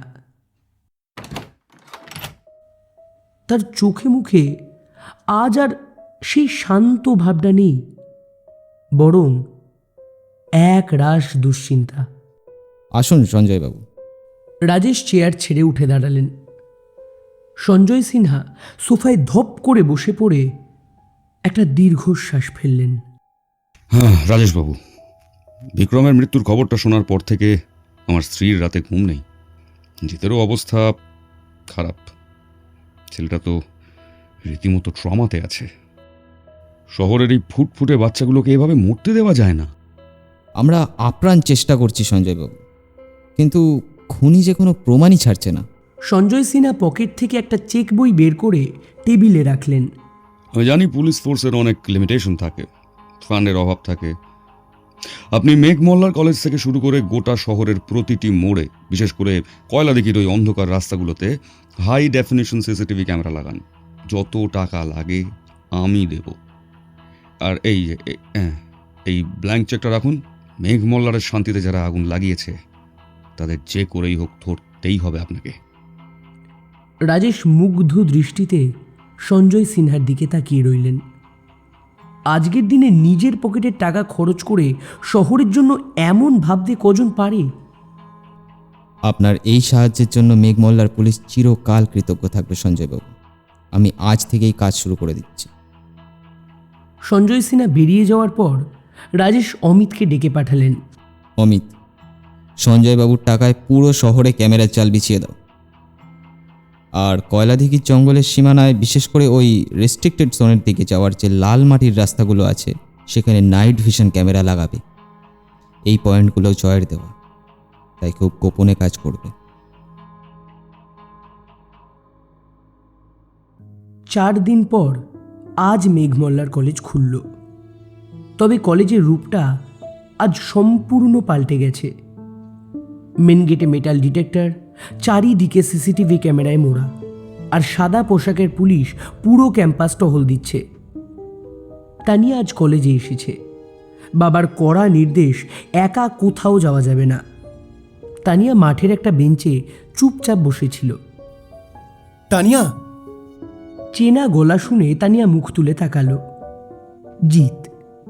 জিতের চোখে মুখে একটা স্পষ্ট স্বস্তির ছাপ। সে দ্রুত পায়ে এগিয়ে এসে তানিয়ার পাশের বেঞ্চে বসল। তুমি তুমি ঠিক আছো তো? গত 4 দিন আমি তো ভয়েই মরে যাচ্ছিলাম।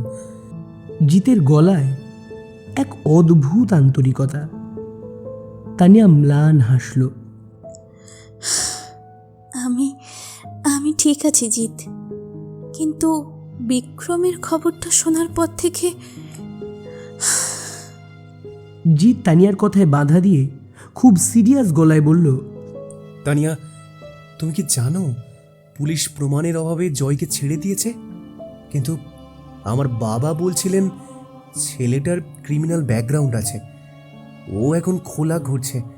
তানিয়া, প্লিজ আমার কথাটা শোনো। আইন হয়তো ওকে ছেড়ে দিয়েছে, কিন্তু আমি জানি ও একটা আস্ত সাইকোপ্যাথ। ওর থেকে একদম দূরে থাকবে, ঠিক আছে? তানিয়া জিতের চোখের দিকে তাকালো। জিতের চোখে শুধুই নিখাদ চিন্তা, কিন্তু তানিয়ার মনের ভেতর তখন একটা অদ্ভুত সাইকোলজিক্যাল যুদ্ধ চলছে। যে ছেলেটাকে সবাই সাইকোপ্যাথ বলছে, সেই জয় তো নিজের রক্ত ঝরিয়ে তাকে বাঁচিয়েছে। আর তানিয়া জানে যে জয় এখন পুলিশের হয়ে কাজ করছে, কিন্তু রাজেশের বারণ থাকায় তানিয়া জিতকে সত্যিটা বলতে পারল না। তুমি চিন্তা করো না জিত, আমি সাবধানেই থাকবো। এদিকে মেঘমল্লারের সীমানায় কয়লা দিঘির গভীর জঙ্গলে আজ এক অন্য লড়াই চলছে। দুপুর গড়িয়ে বিকেল হচ্ছে। মাটিতে পচা পাতার স্তূপ আর স্যাঁতস্যাঁতে কাদা। জয় একা একা সেই জঙ্গলের ভেতর দিয়ে এগোচ্ছে। ওর পরনে কালো জ্যাকেট, ডান হাতে এখনও ব্যান্ডেজ বাঁধা। জয় খুঁজছে সেই লাল মাটির ট্র্যাক যেখানে ওই কালো জিপটার চাকার দাগ মিলেছিল। জয় জানে পুলিশ ক্যামেরা লাগালেও আসল ডেরা পর্যন্ত পৌঁছনো তাদের পক্ষে কঠিন। হঠাৎ জয়ের পা থমকে গেল। একটা বড় সেগুন গাছের কাছে মাটির উপর একটা স্পষ্ট চাকার দাগ। ডাক্তার বাঁদিকে একটা গভীর টোল খাওয়ার ছাপ। ওই কালো গাড়িটা। দাগটা জঙ্গলের আরও গভীরে সেই নিষিদ্ধ লাল মাটির এলাকার দিকে চলে গেছে। জয় একবার ঘাড় ঘুরিয়ে ওপরের ডালে লুকোনো পুলিশের সিসিটিভি ক্যামেরার দিকে তাকালো। একটা হালকা হাসি রেখা ফুটে উঠল ঠোঁটে। তারপর সে জঙ্গলের আরও গভীরে পা বাড়ালো।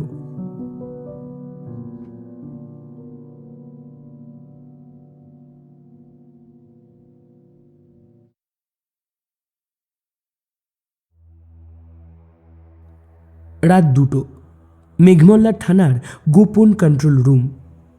রাজেশ সেন আর অমিত এক দৃষ্টে দেওয়ালের বড় স্ক্রিনগুলোর দিকে তাকিয়ে আছেন।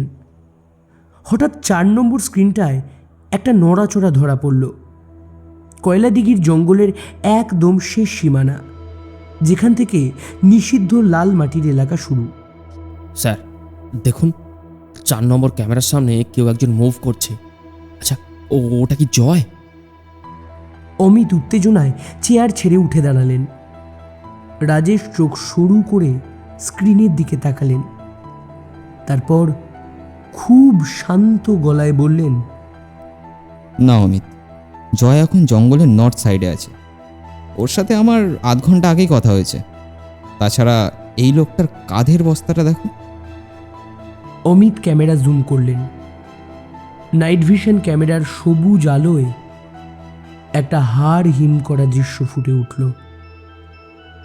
একটা কালো হুড পরা লম্বা অবয়ব জঙ্গলের কাঁটাতারের বেড়া পার হয়ে নিষিদ্ধ এলাকার দিকে এগিয়ে যাচ্ছে। ওর কাঁধে একটা ভারী মানুষের আকৃতির বস্তা। রাজেশের শিরদাঁড়া দিয়ে একটা ঠান্ডা স্রোত নেমে গেল। খুনি অমিত, ওটা আমাদের আসল খুনি। ও হয়তো নতুন কোনো শিকার নিয়ে ডেরায় ফিরছে। রাত 2:30। মেঘমল্লার থানার গোপন কন্ট্রোল রুমে তখন পিন পতন নিস্তব্ধতা। 4 নম্বর স্ক্রিনে ধরা পড়া সেই কালো হুড পরা ছায়াটা নিষিদ্ধ লাল মাটির সীমানা পেরিয়ে কয়লা দিঘির পিছনের গভীর জঙ্গলের দিকে এগিয়ে যাচ্ছে। ওর কাঁধে সেই ভারী বস্তাটা।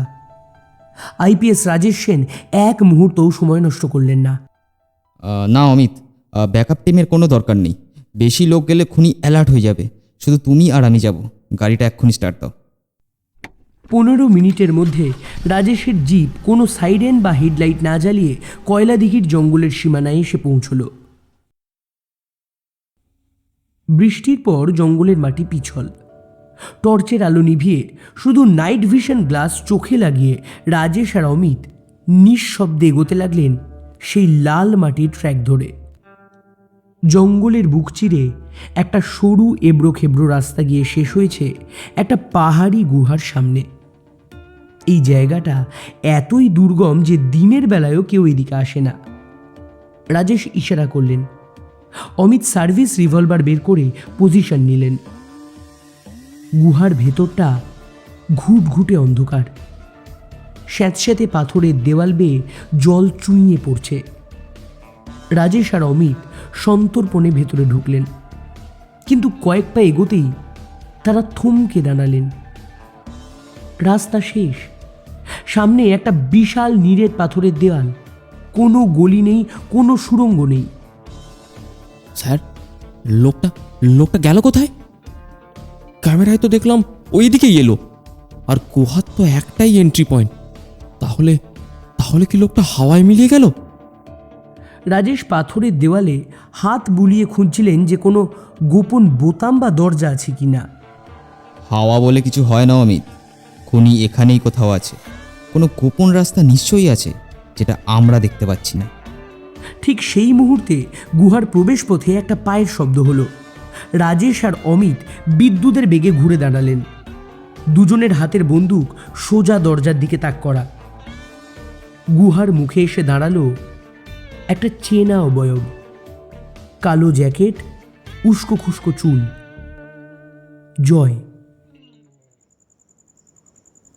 জয় ভেতরে পুলিশ দেখে একটু চমকে গেলেও পরক্ষণেই নিজেকে সামলে নিল। অফিসার, আপনারা এখানে? রাজেশ বন্দুক নামিয়ে নিলেন। তুই এখানে কি করছিস জয়? তোকে তো নর্থ সাইডে থাকতে বলেছিলাম। জয় এগিয়ে এলো দেওয়ালের দিকে। আমি ওই কালো গাড়িটার চাকার দাগ ফলো করতে করতে এখানে এলাম স্যার।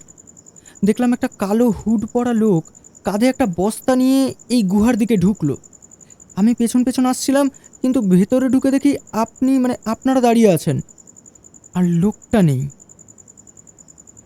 অমিত সন্দেহের চোখে জয়ের দিকে তাকালেন, কিন্তু রাজেশ মাথা নাড়লেন। জয় সত্যি বলছে অমিত। আমরাও কিন্তু ক্যামেরায় ওকে এদিকেই আসতে দেখেছি। খুনি এই নিরেট দেয়ালের ওপারেই কোথাও গেছে, কিন্তু কিভাবে? তিনজনে মিলে তন্ন তন্ন করে পুরো গুহাটা খুঁজল। পাথরের খাঁজ, মাটি, সব কিছু, কিন্তু কোনো গোপন দরজার হদিশ মিলল না। হঠাৎ জয়ের চোখ গেল গুহার ডান দিকের খোলা মুখটার দিকে, যেখান থেকে কয়লাদিঘির কালো জল দেখা যাচ্ছে। স্যার, এমন তো হতে পারে রাস্তাটা মাটির তলায় বা পাথরের ভেতর দিয়ে নয়, রাস্তাটা জলের তলা দিয়ে। রাজেশ দিঘির সেই শান্ত কুচকুচে কালো জলের দিকে তাকালেন। দিঘিটা এতটাই বড় আর গভীর যে এর শেষ কোথায় তা কেউ জানে না। কাল সকালেই আমরা ডুবুরি নামাবো। এই দিঘির পেটে কি লুকিয়ে আছে আমাকে দেখতেই হবে।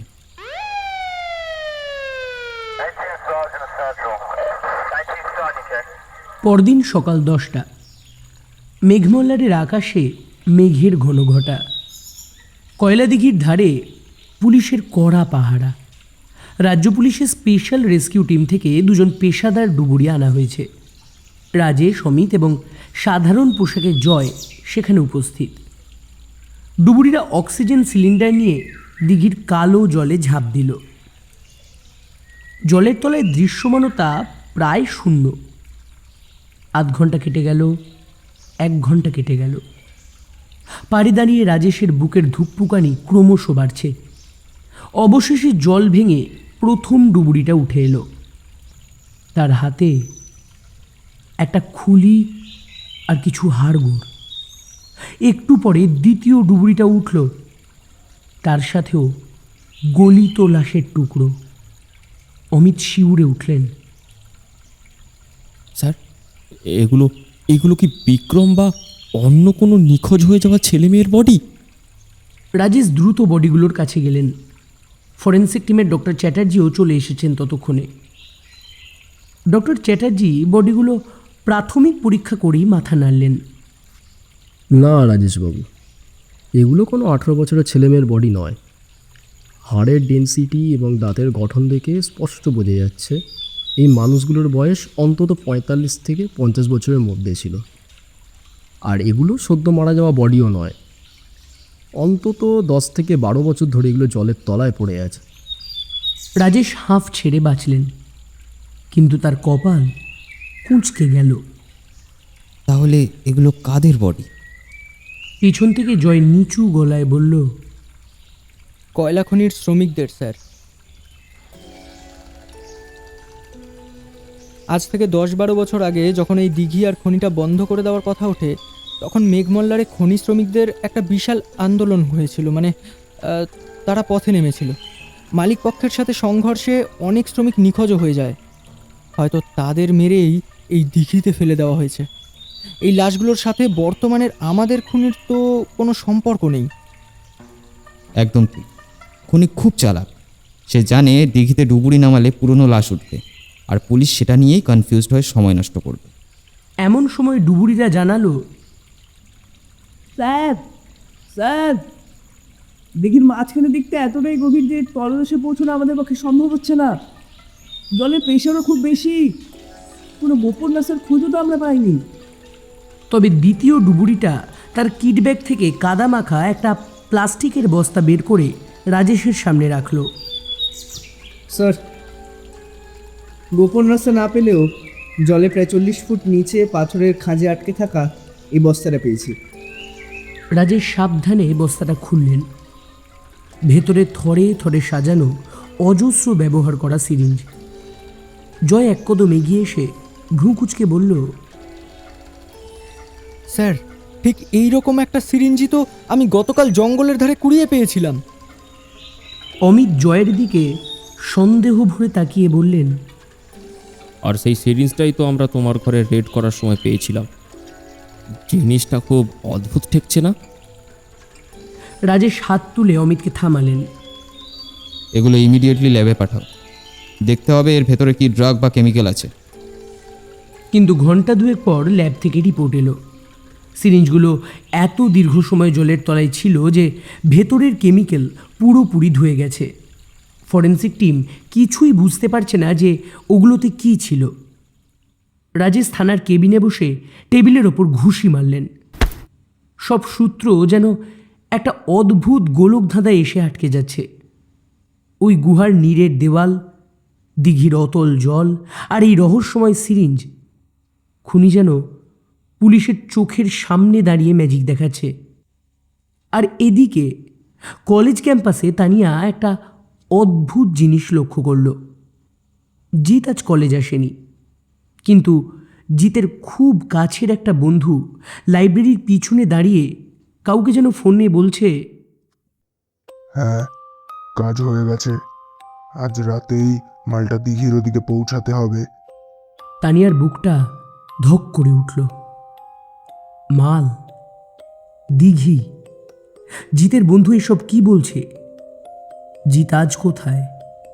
এই প্রথমবার জিতের সেই পারফেক্ট ভালো ছেলে ইমেজের ওপর তানিয়ার মনে একটা সন্দেহের কালো মেঘ জমতে শুরু করলো। মেঘমল্লার কলেজের লাইব্রেরির পিছন দিকটা বেশ নির্জন। গতকাল জিতের ওই সন্দেহজনক ফোনালাপ শোনার পর থেকে তানিয়ার মনের ভেতর ঝড় বইছে। আজ সকালে জিতকে একা পেয়ে তানিয়া আর নিজেকে আটকে রাখতে পারল না। জিৎ, একটা কথা জিজ্ঞেস করব? তানিয়া খুব সাবধানে কথাটা পারল। মানে কাল দুপুরে তুই লাইব্রেরির পেছনে কাকে ফোনে বলছিলি যে আজ রাতেই মালটা দিঘির ওই দিকে পৌঁছাতে হবে? জিতের হাঁটার গতি এক মুহূর্তের জন্যও কমল না, মুখের হাসিতেও কোনো পরিবর্তন এলো না। ও ঘুরে দাঁড়িয়ে খুব ক্যাজুয়াল গলায় বলল, ও, তুই শুনে ফেলেছিস? আরে বাবা, ভয় পাওয়ার কিছু নেই। সামনেই তো কলেজের অ্যানুয়াল ফেস্ট। কলেজের পুরনো স্টেজের লাইট আর সাউন্ডের মালপত্রগুলো দিঘির ধারের ওই পুরনো গোডাউনটায় রাখা থাকে। ওগুলোই ট্রান্সফার করার কথা বলছিলাম ডেকোরেটরকে। তুই কি ভেবেছিলি আমি কোনো স্মাগলিং করছি নাকি? হ্যাঁ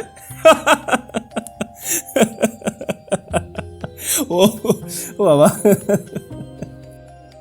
জিতের অভিনয় এতটা নিখুঁত আর সাবলীল ছিল যে সাধারণ যে কেউ হলে বিশ্বাস করে নিত। ধুর, আমি আবার ওইসব ভাবতে যাব কেন? কিন্তু তানিয়ার মনের ভেতরের অ্যালার্মটা বাজতেই থাকলো, কারণ সে খুব ভালো করেই জানে দিঘির ধারের ওই রাস্তায় এখন পুলিশের কড়া পাহারা। ওখানে কোনো গোডাউন নেই। জিতের এই পারফেক্ট গ্রিন ফ্ল্যাগ ইমেজের আড়ালে লুকিয়ে থাকা অন্ধকারটা তানিয়া এবার একটু একটু করে টের পাচ্ছে। রাত 11টা। মেঘমল্লারে আজ কড়া কারফিউ। রাস্তায় পুলিশের একাধিক পেট্রোলিং ভ্যান। পুরো শহর যেন এক অদৃশ্য আতঙ্কে ঘুমিয়ে পড়েছে। শহরের ঠিক মাঝখানে একটা অভিজাত এলাকা। সেখানকারই একটা দোতলা বাড়িতে থাকে সায়ন। আজই ওর 18 বছর পূর্ণ হয়েছে। সায়নের মা রান্নাঘরে রাতের খাবার গরম করছিলেন। সায়নকে বললেন, সায়ন, ও সায়ন, আর এই সদর গেটের তালাটা একটু দেখে আয় তো বাবা, বন্ধ করেছিস কি না?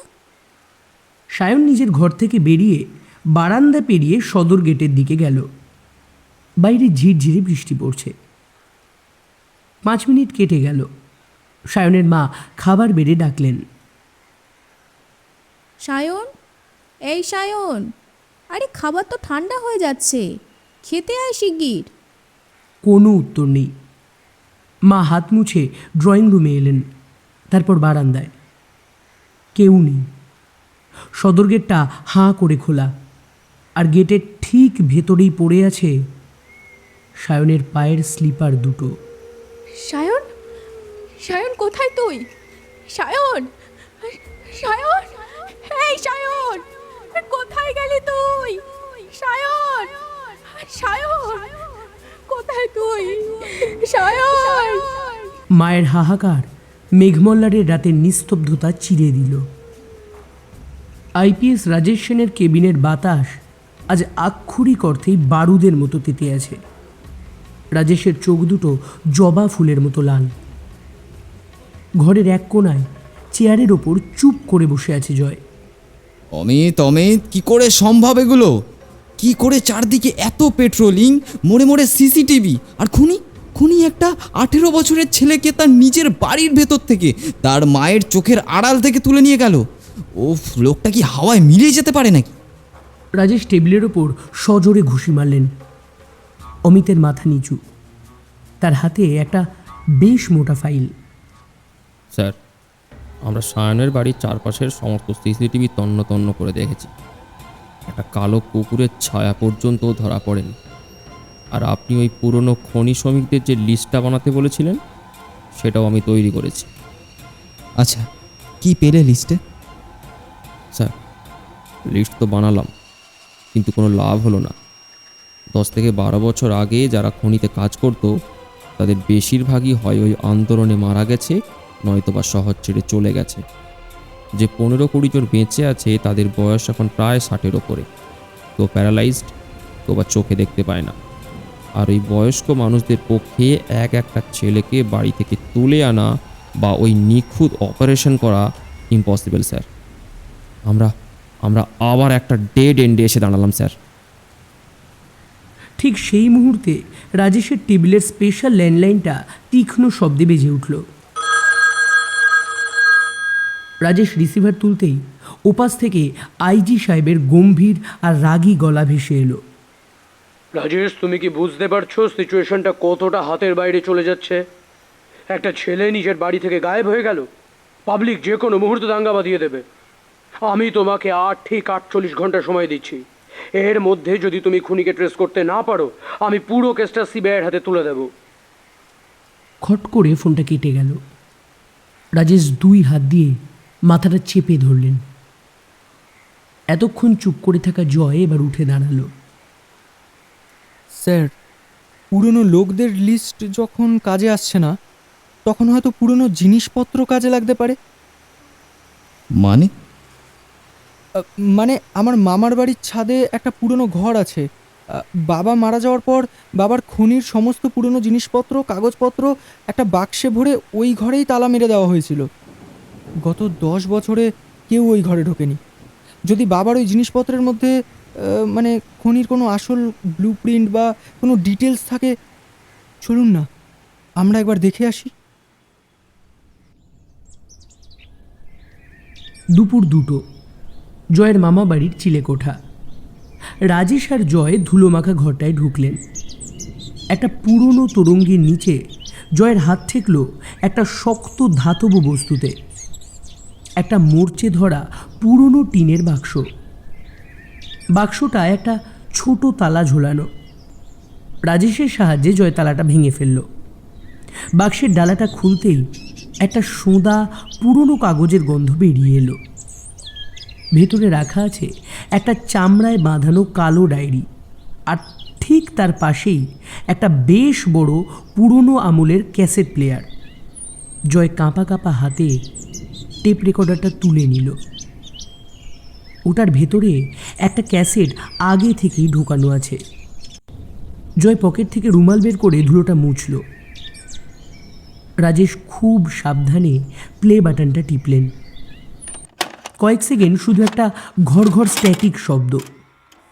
তারপর টেপটা থেকে ভেসে এলো একটা পরিচিত, স্থির কিন্তু প্রবল উৎকণ্ঠায় ভরা গলা। অবিনাশবাবু, জয়ের বাবা। শোন বাবা, জয়, তুই যদি কোনোদিন এই টেপটা পাস, তার মানে আমি আর বেঁচে নেই।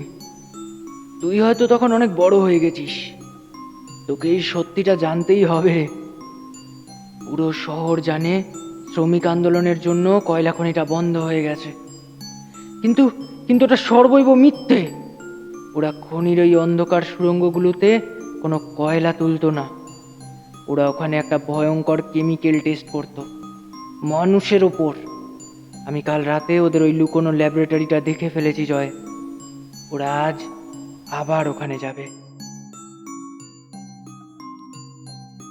টেপে অবিনাশবাবু একটা গভীর শ্বাস নিলেন। তারপর খুব শান্ত কিন্তু দৃঢ় গলায় বললেন, আমি আজ সব প্রমাণ জোগাড় করতে ওই খনিতে যাচ্ছি। এই ডায়েরিতে আমি ওদের সব গোপন রাস্তার ম্যাপ আর কয়েকটা নাম লিখে রেখে গেলাম। যদি আমি আজ ফিরতে না পারি, তাহলে এই টেপ আর ডায়েরি নিয়ে সোজা পুলিশের কাছে যাব। আর যদি আমি না ফিরি, যদি ওরা আমাকে মেরে ফেলে, তাহলে জয়, তুই আমার অসম্পূর্ণ কাজটা শেষ করিস। মেঘমল্লারের এই মাটি থেকে ওই শয়তানগুলোকে তুই মুছে দিস বাবা। ক্লিক করে টেপটা বন্ধ হয়ে গেল। চিলেকোঠার অন্ধকার ঘরটায় এক পিন পতন নিস্তব্ধতা। জয়ের চোখ থেকে 2টো জলের ধারা গাল বেয়ে নামছে। ওর চোয়াল শক্ত। 10 বছর ধরে ও যে সত্যিটা খুঁজছিল, সেটা আজ ওর হাতের মুঠোয়। রাজেশ সেন ধীরে সুস্থে এগিয়ে এসে জয়ের কাঁধে হাত রাখলেন। তার চোখে একজন পুলিশের কাঠিন্যের পাশাপাশি একজন বাবার ইমোশনও ধরা পড়ল। তোর বাবা হার মানেনি জয়, আর আমরাও মানব না। খোল ডায়েরিটা। আজ এই মেঘমল্লারের মাটি খুঁড়ে আমরা ওই শয়তানগুলোকে বার করব। মেঘমল্লারের মাটির নিচে লুকিয়ে থাকা সেই পুরনো ড্রাগ টেস্টিংয়ের খেলা এবার দিনের আলোয় আসতে চলেছে। 18 বছরের ছেলেমেয়েদের রক্ত দিয়ে যে খেলা শুরু হয়েছিল, তার শেষ চালটা এবার রাজেশ আর জয় খেলবে। জয়ের মামাবাড়ির সেই অন্ধকার চিলেকোঠায় তখন এক জমাট নিস্তব্ধতা।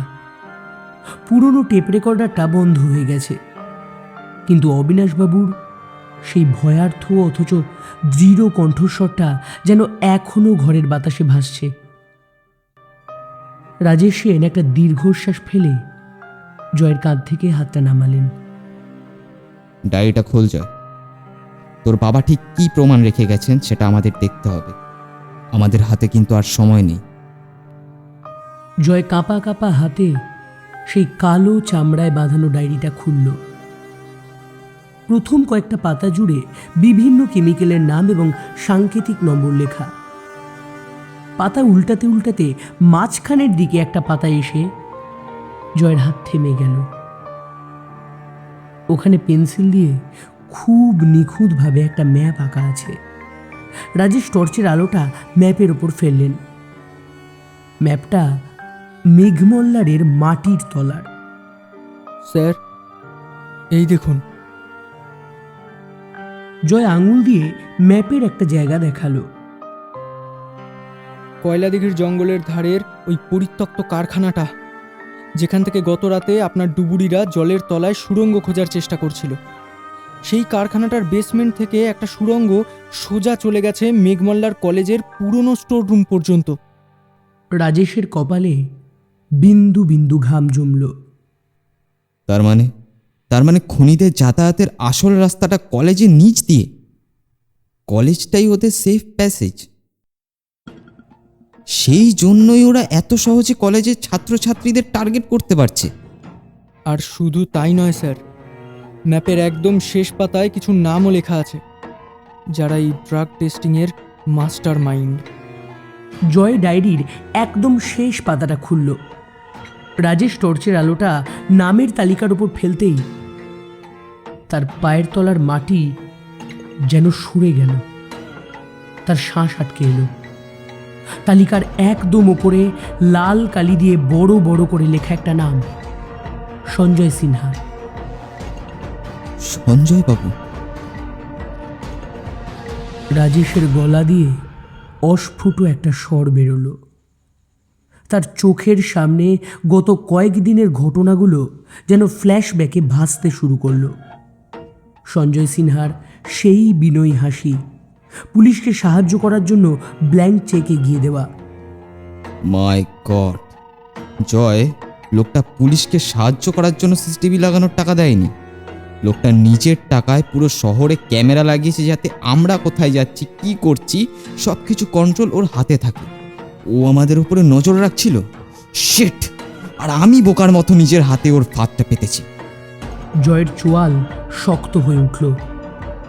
ওর চোখের দৃষ্টি এখন আর কোনো সাধারণ ছেলের মতো নেই। একটা ঘুমন্ত আগ্নেয়গিরি যেন ফেটে পড়ার অপেক্ষায়। স্যার, জিতের বাবা সঞ্জয় সিনহাই যদি আসল মাস্টার মাইন্ড হয়, তাহলে জিতও এর বাইরে নয়। আর তার মানে তানিয়া এই মুহূর্তে জিতের সাথেই তো কলেজে আছে। আমার মেয়ে? রাজেশ ছিটকে উঠলেন। শিট! জয়, আমাদের এক্ষুনি ওই কারখানার দিকে বেরোতে হবে, কিন্তু পুলিশের গাড়ি নিয়ে নয়। সঞ্জয় সিনহার লোক আমাদের ফলো করবে। আমাদের কোনো সাধারণ গাড়িতে যেতে হবে। এদিকে মেঘমল্লার কলেজের বাইরে তখন বিকেলের গুমোট হাওয়া। তানিয়া কলেজের গেটের বাইরে দাঁড়িয়েছিল। জিতের গতকালের সেই ফোন আলাপ, আজ রাতেই মালটা দিঘির ওদিকে পৌঁছতে হবে, এই কথাটা ওর মাথার ভেতরে হাতুড়ির মতো পেটাচ্ছে। হঠাৎ তানিয়া দেখল কলেজ থেকে বেরিয়ে জিত একটা কালো রঙের স্করপিও গাড়িতে গিয়ে উঠল। গাড়িটা স্টার্ট দিয়ে দিঘির রাস্তার দিকেই বাঁক নিল। তানিয়া আর এক মুহূর্তও ভাবল না। বাবার বারণ, খুনের ভয় সব কিছু ছাপিয়ে একটা জেদ চেপে বসল ওর মাথায়। ও রাস্তার পাশ দিয়ে যাওয়া একটা লোকাল ট্যাক্সিকে হাত দেখিয়ে দাঁড় করালো। কাকু, সামনের ওই কালো স্করপিওটার পিছু নিন, একটু দূর থেকে ফলো করবেন যাতে বুঝতে না পারে। তানিয়া গাড়িতে উঠে বসল। ট্যাক্সিটা মেঘমল্লারের পাহাড়ি রাস্তা ধরে কালো গাড়িটার পিছু পিছু এগোতে লাগলো। প্রায় 20 মিনিট পর লোকালয় ছাড়িয়ে গাড়িটা কয়লা দিঘির গভীর জঙ্গলের রাস্তায় ঢুকল। জঙ্গলের ধারে সেই পুরনো পরিত্যক্ত কাঠের কারখানাটার কিছুটা আগে জিতের গাড়িটা থামল। তানিয়া ট্যাক্সি থেকে নেমে ভাড়া মিটিয়ে দিল। তারপর খুব সন্তর্পণে বড় বড় সেগুন গাছের আড়াল নিয়ে কারখানাটার দিকে এগোলো। বাইরে থেকে দেখে মনে হবে কারখানাটা অন্তত 20 বছর ধরে পরিত্যক্ত। মূর্চে ধরা লোহার গেট, ভাঙা চাল। কিন্তু তানিয়া দেখল জিৎ খুব সাবধানে পিছনের একটা ভাঙা দেওয়ালের ফাঁক দিয়ে ভেতরে ঢুকলো। তানিয়া বুক ভরা আতঙ্ক আর উত্তেজনা নিয়ে সেই দেওয়ালের ফাঁকের দিকে এগোলো। উঁকি মারতেই ওর চোখ ছানা বড়া হয়ে গেল। বাইরে থেকে যা নীরের ধ্বংসস্তূপ, ভেতরে তা এক অত্যাধুনিক পৃথিবী। পুরো কারখানাটার বেসমেন্টটা একটা ঝাঁ চকচকে হাইটেক মেডিকেল ল্যাবরেটরিতে পরিণত করা হয়েছে। দুধ সাদা আলো, দামি দামি মনিটর আর অপারেশন থিয়েটারের সমস্ত সরঞ্জাম। তানিয়ার দৃষ্টি সোজা গিয়ে পড়ল ল্যাবের মাঝখানে রাখা একটা স্টিলের স্ট্রেচারে। সেখানে অজ্ঞান অবস্থায় শুইয়ে রাখা হয়েছে একটা ছেলেকে, সায়ন। গত রাতে বাড়ি থেকে নিখোঁজ হওয়া সায়ন। ল্যাবের ভেতরে সাদা অ্যাপ্রন পরা জনাতিনেক ডাক্তার বা লোক ঘোরাঘুরি করছে, আর তাদের ঠিক মাঝখানে দাঁড়িয়ে নির্দেশ দিচ্ছে জিৎ। জিতের চোখের সেই শান্ত ভদ্র লুকটা এখন আর নেই। চশমার কাঁচের ওপারে এখন এক চরম সাইকোপ্যাথ, হিংস্র আর ঠান্ডা মাথার খুনির দৃষ্টি। অপারেশনটা আজ রাতের মধ্যে শেষ করতে হবে, আর অর্গানগুলোর প্যাকেজিং যেন ঠিকঠাক থাকে, ঠিক আছে? আর বায়াররা কাল সকালে বর্ডার ক্রস করবে, বডিটা ওই পুরনো সুড়ঙ্গ দিয়ে দিঘির তলায় ফেলে দিবি। পুলিশ পুলিশ এখন ডুবুরি নামানো বন্ধ করে দিয়েছে, বুঝলি? তানিয়ার হাত পা ভয়ে বরফ হয়ে এলো। এই সেই জিৎ যে তাকে ভরসা দিয়েছিল। এই শহরের সব থেকে বড় মুখোশধারী শয়তানটা তার এত কাছে বসে তাকে সান্ত্বনা দিচ্ছিল। তানিয়া আর 1 সেকেন্ডও সেখানে দাঁড়িয়ে থাকতে চাইল না। সে পিছিয়ে আসতে চাইল। ওর একমাত্র লক্ষ্য এখন এখান থেকে পালিয়ে বাবাকে খবর দেওয়া। কিন্তু চরম আতঙ্কে পিছুতে গিয়ে ওর পা আটকে গেল নিচে পড়ে থাকা একটা পুরনো লোহার পাইপে। ঠং করে একটা তীব্র আওয়াজ হলো। ল্যাবের ভেতরের সবকটা লোক একসাথে দরজার দিকে ঘুরে তাকালো। জিতের চোখ দুটো ছোট হয়ে এলো। তানিয়া দৌড়াতে যাবে, ঠিক তখনই পেছন থেকে দুটো শক্ত হাত ওর মুখ চেপে ধরল। জিতের বাইরের পাহারাদাররা ওকে ধরে ফেলেছে। তানিয়া প্রাণপণে ধস্তাধস্তি করতে লাগলো, কিন্তু পারল না। লোক দুটোকে টেনে হিঁচড়ে ল্যাবের ভেতরে জিতের সামনে ছুঁড়ে ফেলল। জিত ধীর পায়ে তানিয়ার দিকে এগিয়ে এলো। ওর ঠোঁটের কোণে সেই চেনা মিষ্টি হাসিটা আবার ফিরে এসেছে, কিন্তু সেই হাসিতে এখন মৃত্যুর ছায়া। জিৎ তানিয়ার ঠিক সামনে বসে ওর চিবুকটা ধরে উঁচু করল।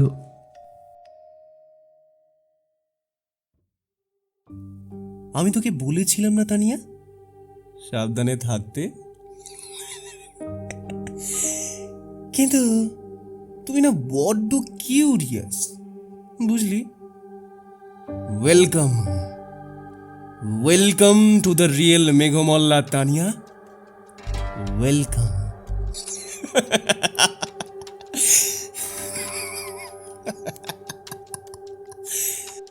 পুরনো কাঠের কারখানার বেসমেন্টের এই গোপন ল্যাবরেটরিটা যেন সাক্ষাৎ নরক। দুধ সাদা আলোয় পুরো ঘরটা ঝলমল করছে। একপাশে কাঁচের জারে রাখা নানা অজানা রাসায়নিক তরল, সারি সারি ব্লাড ব্যাগ, আর একটা কোণায় রাখা বেশ কয়েকটা বড় আইস বক্স, যেগুলো হয়তো সদ্য কাটা অর্গ্যানগুলো প্যাক করার জন্যই রাখা।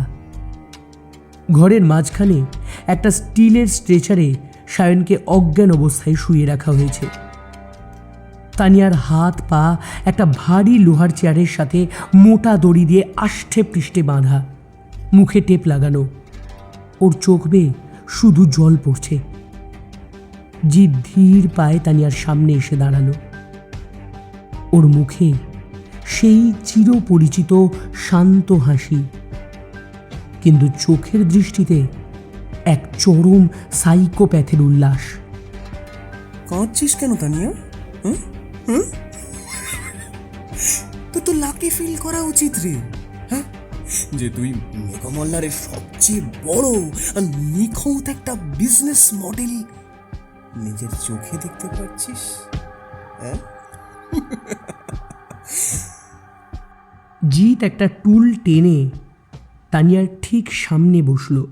ভাবছিস তো আমরা শুধু 18 বছরের ছেলে মেয়েদেরই কেন টার্গেট করি? কারণ ব্ল্যাক মার্কেটে এই বয়সের ফ্রেশ হার্ট, কিডনি আর লিভারের ডিমান্ড একটু বেশি থাকে, বুঝলি? আর দামও কোটি টাকার উপরে। আমার বাবা শুধু একজন নামকরা ব্যবসায়ী নন, উনি একজন জিনিয়াস। উনি বুঝতেন সাধারণ কিডন্যাপ করলে পুলিশ কোনো না কোনোভাবে ধরে ফেলবে। তাই আমরা বানাই ওই বিশেষ নিউরোটক্সিন ড্রাগটা।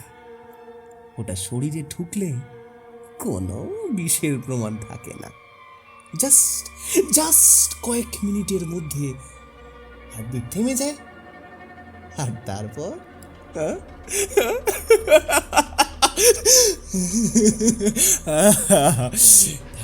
তানিয়া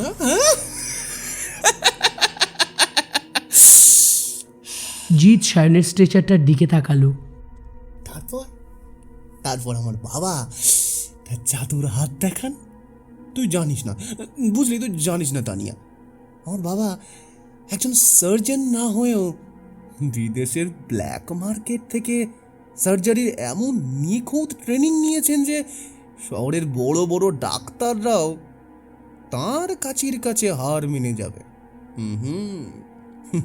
আর এই পুরো জিনিসটা ঢাকা দেওয়ার জন্যই বাবা তোর পুলিশের ফান্ডে টাকা দিয়ে পুরো শহরে সিসিটিভি বসিয়েছিলেন, যাতে পুলিশ কাকে খুঁজছে, কোথায় যাচ্ছে, সব কন্ট্রোল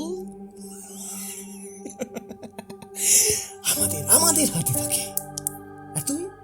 আর তুই ভাবতিস আমি তোর খেয়াল রাখছি? আরে যা আমি তো শুধু তোর নজর রাখছিলাম, যাতে তুই আমাদের রাস্তার কাঁটা না হস।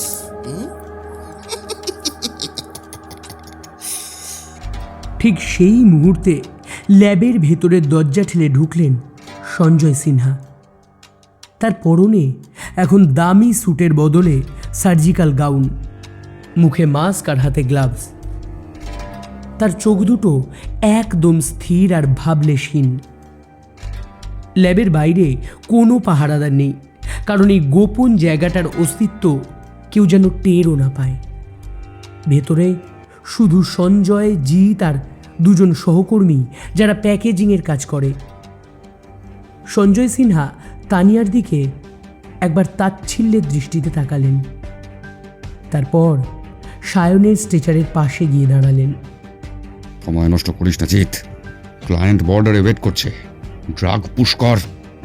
জিৎ একটা ইঞ্জেকশন সায়নের স্যালাইনের পাইপে ঢুকিয়ে দিল। তানিয়া প্রাণপণে চিৎকার করার চেষ্টা করলো, কিন্তু মুখের টেপের জন্য শুধু একটা গোঙানির আওয়াজ বেরোলো। তানিয়ার চোখের সামনে মাত্র কয়েক সেকেন্ডের মধ্যে সায়নের ইসিজি মনিটরের দাগগুলো সোজা হতে শুরু করলো। এক টানা বিপ শব্দ।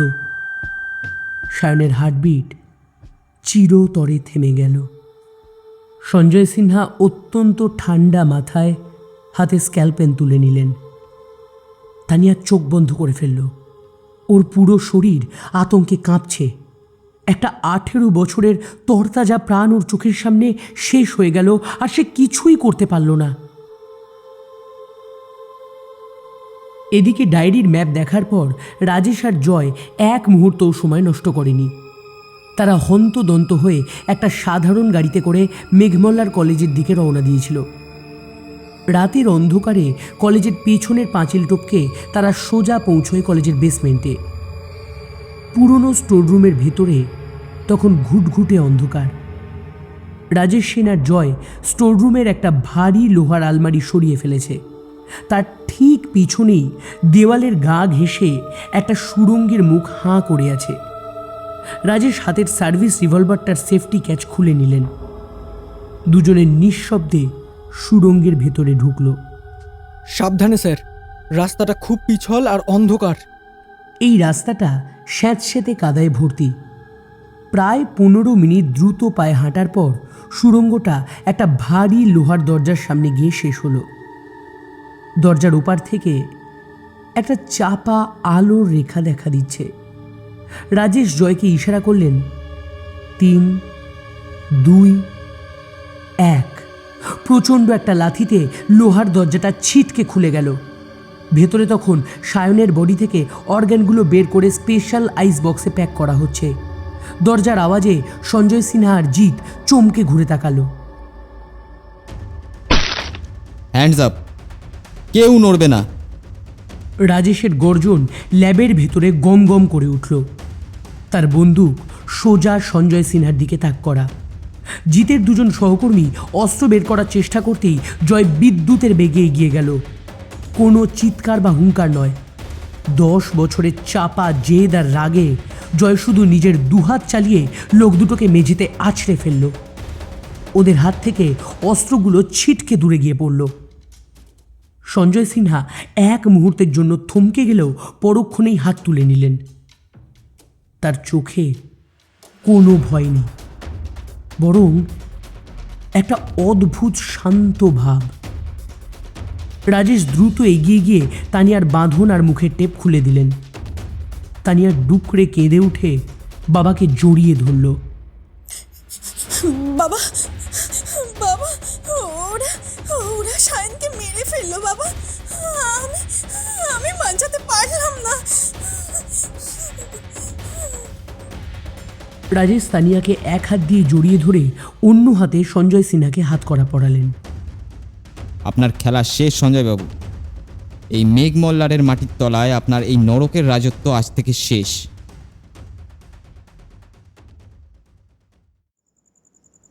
রাত 2টো। মেঘমল্লার থানার ভেতরে এখন থমথমে পরিবেশ। সঞ্জয় সিনহা এবং জিতকে আলাদা দুটো লকআপে রাখা হয়েছে।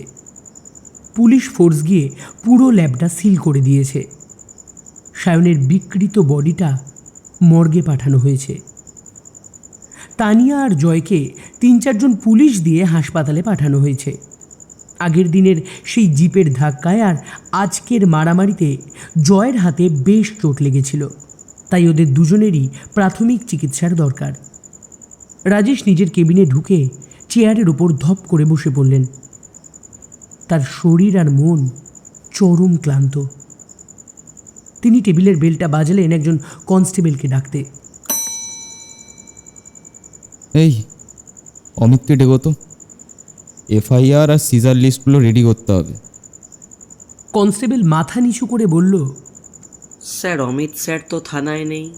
হোয়াট? নেই মানে? আমি তো রেড করতে যাওয়ার আগেই ওকে অর্ডার দিয়েছিলাম ফোর্স আর ব্যাকআপ নিয়ে কারখানার ওদিকে আসতে। ও তো ব্যাকআপ নিয়ে সেখানে পৌঁছায়নি। তাহলে অমিত গেল কোথায়? জানি না স্যার, ঘন্টা 2 আগে উনি একটা ফোন পেয়ে হন্তদন্ত হয়ে বেরিয়ে গেলেন। এখন ওনার ফোনটাও সুইচ অফ বলছে। রাজেশের বুকের ভেতর হঠাৎ করে একটা অজানা আশঙ্কার ঠান্ডা স্রোত নেমে গেল। অমিত গায়েব এই চরম মুহূর্তে। রাজেশ দ্রুত পায়ে লকআপের দিকে এগোতে লাগলেন।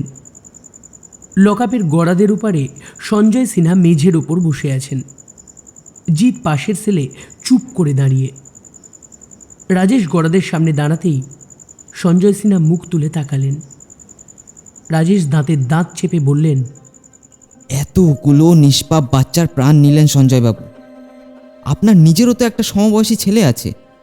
একটু অনুশোচনা হচ্ছে না আপনার? টাকার এত লোভ। সঞ্জয় সিনহা উঠে দাঁড়ালেন। তারপর হঠাৎ করেই একটা শব্দ করে হেসে উঠলেন। হাসিটা এতই হাড়হিম করা যে রাজেশের গা ছমছম করে উঠল।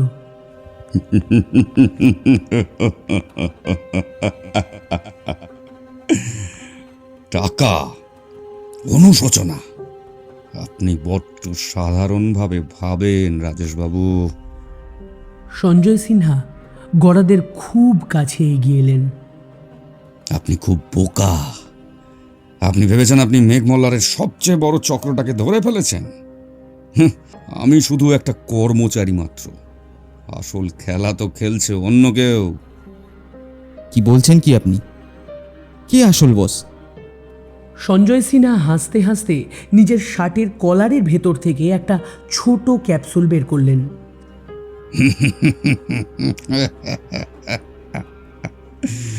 যেই ড্রাগ দিয়ে আমরা ওই বাচ্চাগুলোকে মারতাম, এটা তারই ওভারডোজ। আসল বসের একটা কড়া নিয়ম আছে, ধরা পড়লে মুখ খোলা যাবে না। রাজেশ কিছু বোঝার আগেই সঞ্জয় সিনহা ক্যাপসুলটা মুখে পুরে গিলে ফেললেন। আরে কি করছেন কি? ফেলে দিন ওটা।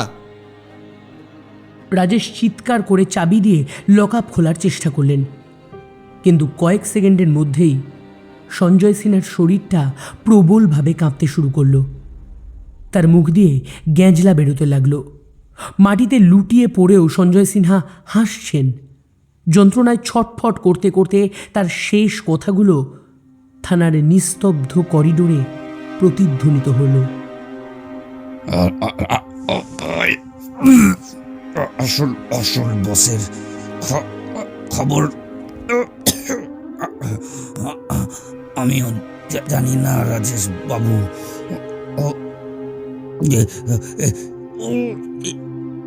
সে এই শহরেরই কেউ, যার মুখোশ কেউ কোনো দিন খুলতে পারবে না।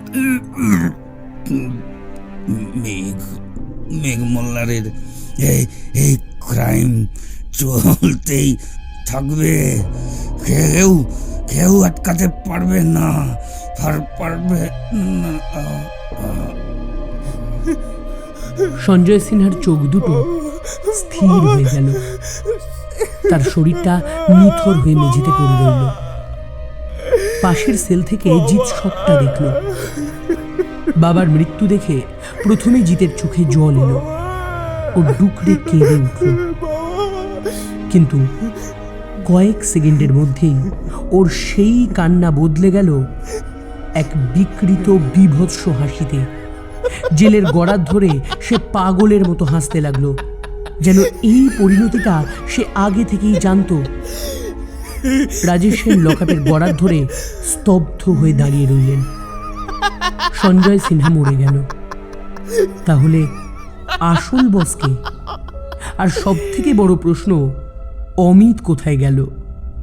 অমিত কি এই চক্রের সাথেই যুক্ত ছিল, নাকি তাকেও সরিয়ে দেওয়া হয়েছে? মেঘমল্লারের আকাশের কালো মেঘ কাটল না, বরং তা যেন আরও ঘনীভূত হয়ে পুরো শহরটাকে গ্রাস করে নিল। 10 বছর ধরে চলা এক রহস্যের একটা দরজার তালা ভাঙতে না ভাঙতেই আরও 1 ডজন অজানা দরজা রাজেশের সামনে এসে দাঁড়ালো। শিকারীদের খেলা শেষ হয়নি।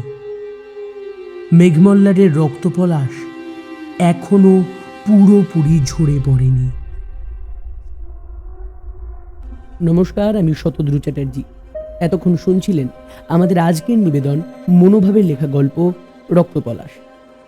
এরকমই আরও বিভিন্ন গল্প শুনতে হলে অবশ্যই সাবস্ক্রাইব করুন আমাদের গল্পের চ্যানেল রাহস্যিককে, এবং অবশ্যই কমেন্ট করে জানাতে ভুলবেন না যে আজকের এই গল্পটা আপনাদের কেমন লাগলো।